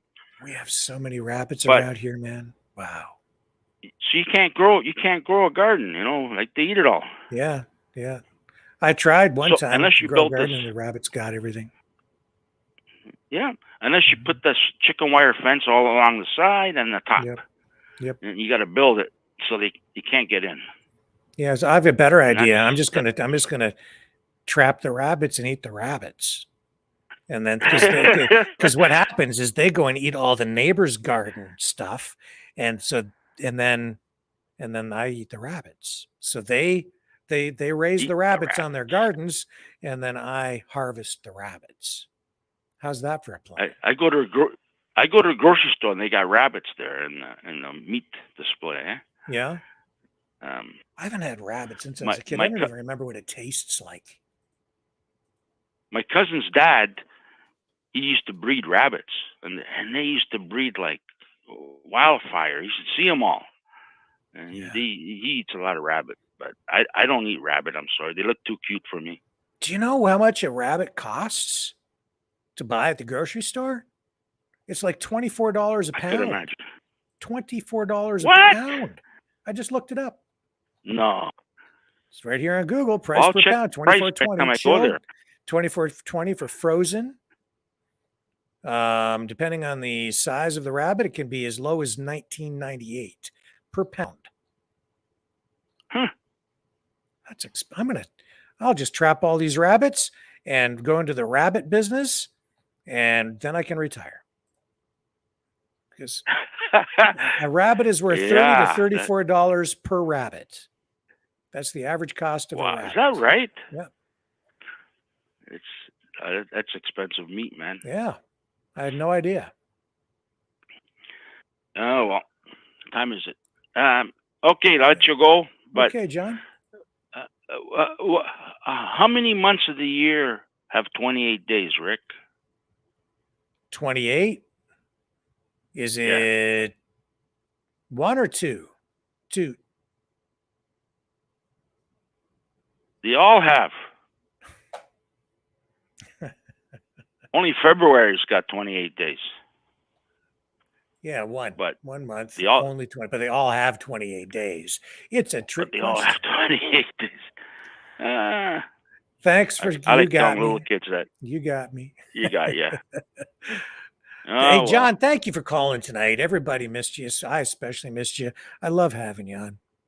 And I got your donation too in the mail. Thank you for that. Oh, that's fine. That was fantastic. Don't worry about it. I'll try to make it a monthly thing. Oh, You know, we need the help around here because we're not on a low yeah, budget. We're on a no budget. you, So I appreciate you got that ball of confusion behind you there. Look at it go. Yeah. The ball of The confusion. ball of confusion. I don't know. What do you think? Is the world today? I've been thinking of changing the Hey, studio hey. around here. What do you think? Is the background okay, or do we need to make some changes? Put a map of Russia back there. Oh yeah, the No, no. CIA and CSIS will love that. No, but that song, Ball of Confusion, that's what the world is today. Yeah. Hey, hey. That's a good one. Yeah. Right. Anyhow, but no, I like it. I like it, but I like the blue. I like blue. My favorite color is orange, but you don't want orange behind you. No, It's not not. orange. No, my favorite color is orange, but the blue's good. I like the blue. Yeah. The black with the blue. Do you Nothing think wrong we with need that. to have like a desk that is here that I would sit behind and have like the desk and that whole sort of studio look? No. Or are you No. happy with like just None unless you're gonna have people there, you know? yeah. No. You don't want that. Okay. Well, this setup has been but, working okay, and I keep trying to make it a I little like bit it. better. So No, it's good. It's good. Like if you had, maybe sometimes there's that one guy. He's always throwing shit around. He's got a desk like you, but he's always throwing shit around all over the place. You who are know. you talking about? It's always throwing I don't stuff know his around. name. I'm not good with names, but I'm good with faces. Faces, I'm good. I don't I know. wonder if I won that last. Well, I'll have to see if I can figure that out so we can discuss it the next time you call. I don't know who you're talking about. Yeah, no. I'll send you a link if I can find it again. I don't know. He's I think he's one. Anyways, yeah, he's always throwing shit around, but it's Okay, I'll just Google the guy who throws shit around and see what I come up with. I don't know. Yeah. But anyway, I we put should. 100 on the. I put 100 on the Jays. I like playing the pro line. You can bet one team. So I put 100 on the Jays Friday. They won. Saturday, I put 100 on the Jays again. They won. And I said, they're going to win all three. So yesterday, I put 100 on the Jays. I got triple bang there. Wow. The guy on TV pulled out the broom. Under his desk, he pulled out the broom, and he's sweeping the desk, eh? And now tomorrow they start. I'm not betting the Jays tomorrow, but I'm going to wait. But I've been getting really lucky on this pro line. Good for you. Good. I take some friends out for lunch, and I go to the same lady. Every time she sees me at the booth, she goes, no, I'm not cashing your tickets today. They're like $1,000, 500. She goes, no. I said, I'm tipping you, man. I'll give you a $10 tip. Come on. No. I don't have the money. Every time I go there, I go to stack it. I got like 6 tickets here. I got to cash in. I can't wait till football. Easy money, Rick. Yeah, I don't follow football. Life's a gamble, Rick. That is true. Life is a gamble. That's true every day. I like playing sports that I don't get hurt in, like poker. There's always a fight. You know what I mean? I used to play a lot of poker. I know Mouth used to play poker. All I can tell you, Mouth, is if you're having bad luck, get up and change your seat, and you'll have good luck. That's all. That's what I do. You change your seat, but I don't play poker anymore because there's always cheating going on and marked decks and 2 people ganging up on you, 3 people ganging up on you. They're all giving the signs. I got 2 aces here. You're gonna take his money. But then again, you gamble at the horses. They cheat there too. Yeah. I had 3 horses that broke the other night. They were gonna win, and they broke. They just didn't want me to win. You know. Yeah. Everything's rigged in this world, Rick. That's what Donald Trump says. Must be true. It's rigged. Trump. Yeah. I don't know about that guy. Yeah. But well, I don't know either. We'll see what happens. Anyway, John, thank you for calling in. It's always nice hearing from you again. It's great. And I'm listening. Don't worry, I never miss a beat with you guys. Yeah. All right, take care, everybody. All right, see you, John. Okay, bye. Okay, here's Rebecca. Hello. Go ahead. Hi. Good evening, Rick. How are you? I'm okay. What's up? There was this guy, the last caller you had. Mm-hmm. He wanted to know about Ozempic. Mm-hmm. I, for one, been on Ozempic for about 4 to 5 years. I haven't lost hardly any weight at all. I got so many different medical conditions, which I think I told you a while ago, Rick. I have this hernia. It's gotten to the size of a big watermelon at this point in my abdomen. And the doctor, he suggested that I go on Ozempic to lose some weight because the bariatric wasn't going to do my surgery. They weren't going to go forward helping me get this hernia fixed because I'm a high class, high risk, basically. Yeah. So when it comes to asking questions, you always ask questions. You look into the situation, see if it's going to be best suited for you. But I just wanted to make a remark on the Ozempic. I wouldn't go for it unless you really know what you're getting into, because I think it caused a lot of health issues with me. But we're still investigating on what's going on. But yeah, I just thought I'd say something. I know I was on another medication. It was called, it actually helped. It actually made me lose weight. I forget what the name was. It was a pill form you take every day, 3 times a day, and it helps rid the fat out of your system through eliminating poo, and it does work.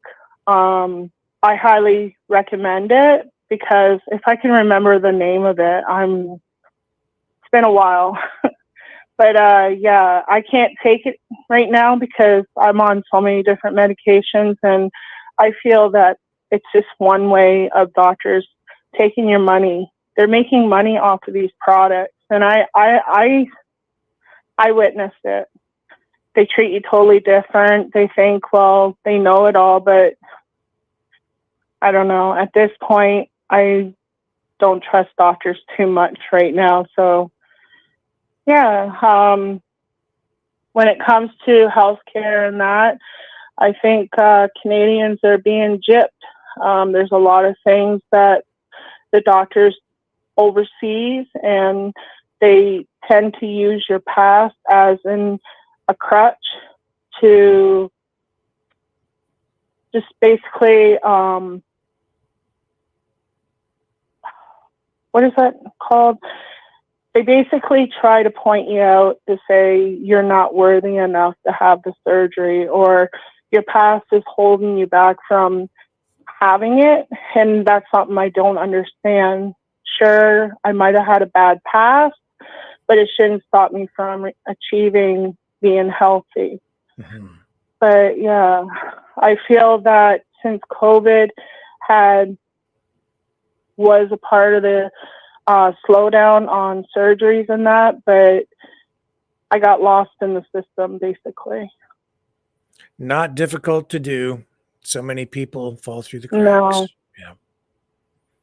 Yeah, I feel bad for the people that are worse off than me, but they try to categorize you as unfit, or they judge you. Like, people are they're so highly in themselves to judge one another. I still don't understand what I did wrong to be denied of quality of life. And I just feel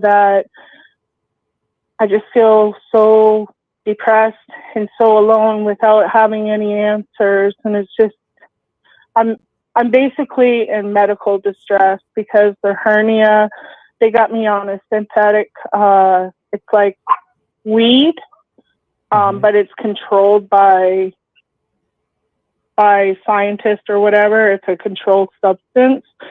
That's the only thing that's helping with the pain. But the thing is it's just a Band-Aid for now. And I feel that all this insulin, and I still think I have insulin resistant because my sugars are never leveled. Yeah.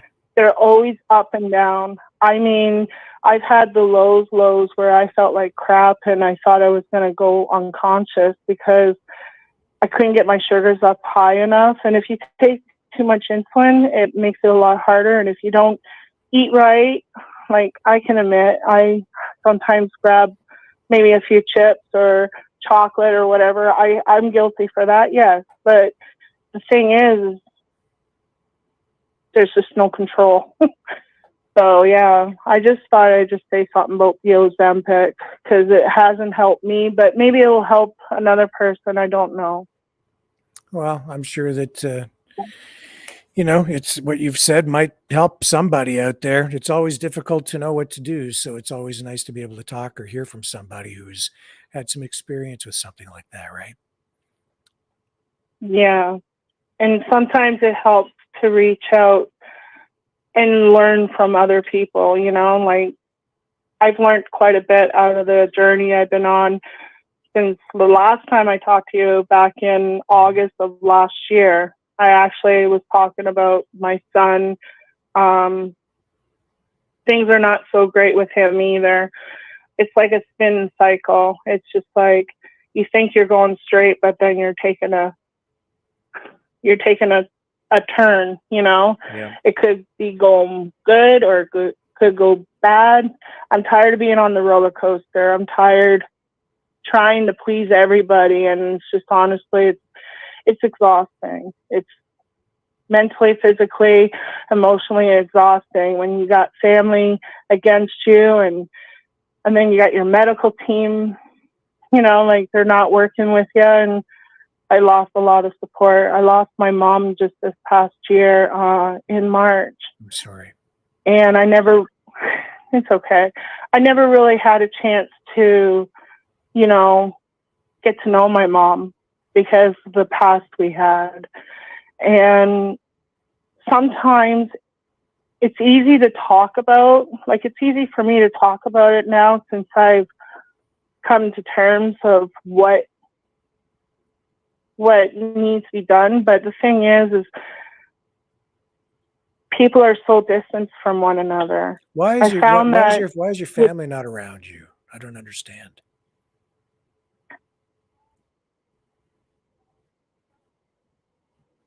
I was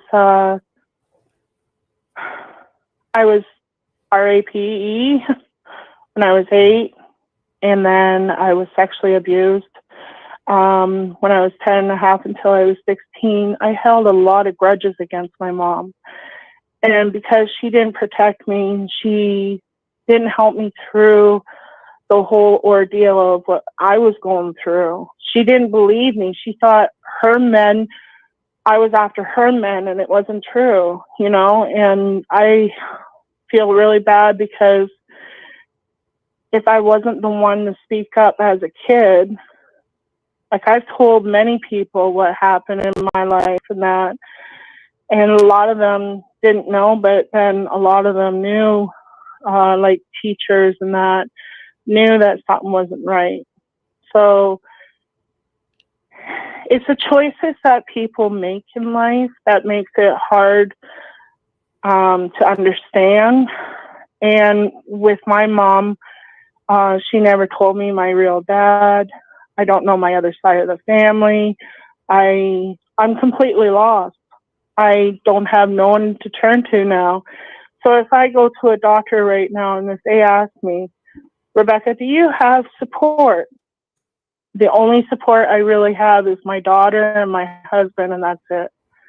We lost everybody because of the distancing of COVID, and I know we don't like talking about it, but a lot of it has to do with that, but also a lot of it is stubbornness. We just couldn't see eye to eye. On politics, political things, you mean? Yeah. Yeah. We just couldn't see eye to eye. My family, like, we were good at one point, but then when things came sour, that's when everybody went their own way. And then my husband, he lost his dad 2 years ago, actually, in November. And it just seems like it's a rolling cycle. It's just like we're on a roller coaster, and I'm ready to get off of it now. Yeah. So tiring. But I just care for other people, and if I can help one person, I feel like I made a good thing happen, you know. But some people are blindsided. They don't know exactly what the truth is, and sometimes it's hard to understand, but I don't know. Well, we have to wrap up, but you know, you're part of you're part of the Maverick family. Welcome to the island of misfit toys. Well, thank you. It's wonderful to sit here. I'm actually watching you on my husband's computer. I have my computer off most of the time because I'm either sleeping or I'm in pain or just some ordeal that I go through each and every day. But yeah, just keep at. I just wanted to say to the fellow that you had on before me that to ask questions and really look into it before you actually start on something. Because honestly, I wish I can stop taking Ozempic because I really don't think it's working. I don't think it's working at all. And the insulin I'm on, it's not helping either because my sugars are not leveled and I can't get them to level out. Yeah. So the last surgeon I seen in London, he told me that my weight alone is going to kill me. Because of the fact they can't go in and fix the hernia, they need to go in and do the bariatric, but the bariatric clinics, they dug their toes because of my past. So, yeah. Using my mental state as a reason for something not to happen. Well, hang in there. I wish I could offer more than that right now, but I guess you just have to try and keep it positive. I wish I can. Dude, I don't know. Yeah. Well, that's what everybody says. You guys stay positive and look forward to what's next for the future. And right now, I just can't look forward to the future because I really don't know what my future is going to be. I'm 46. I'm still young.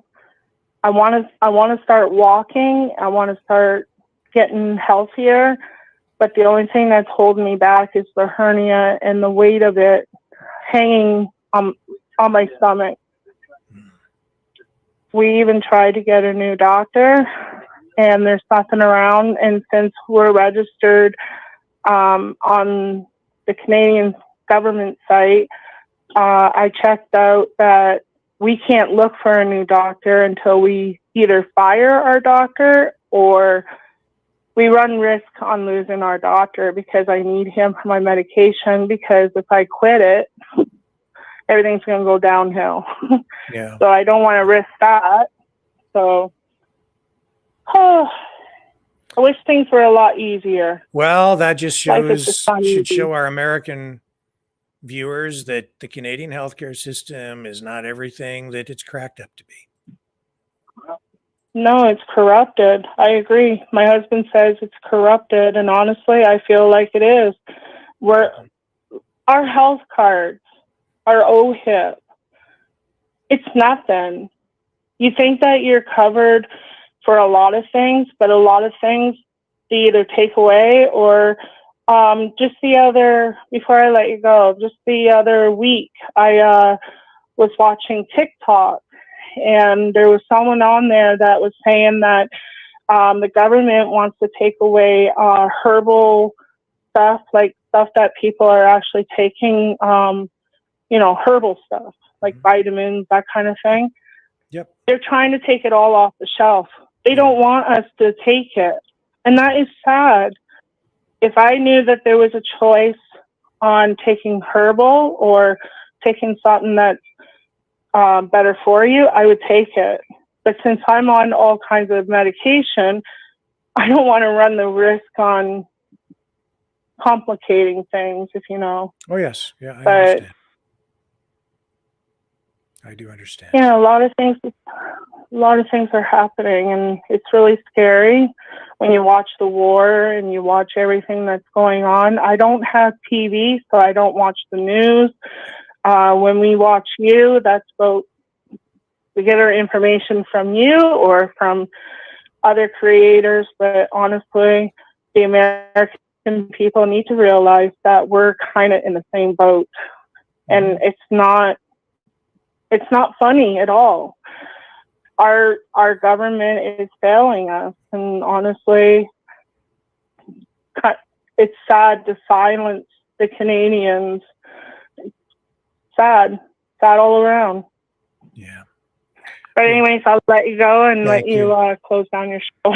Okay. Yeah, no problem. Yeah, Take care. we've gone long tonight. Thank you so much for the call.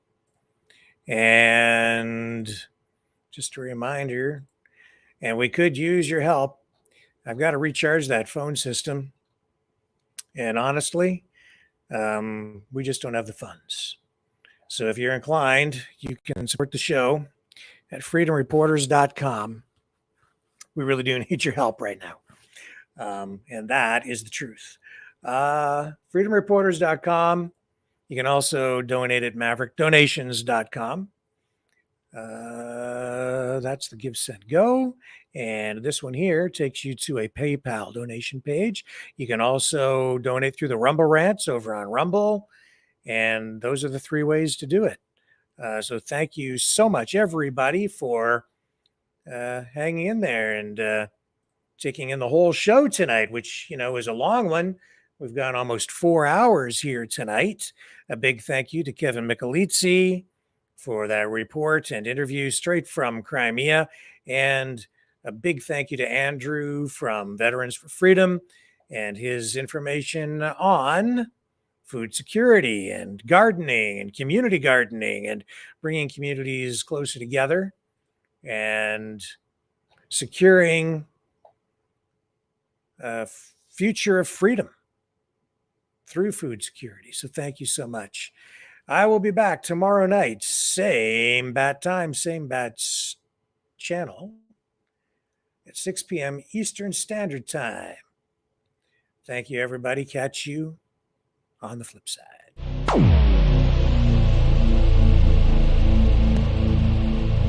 This has been a Maverick Multimedia production.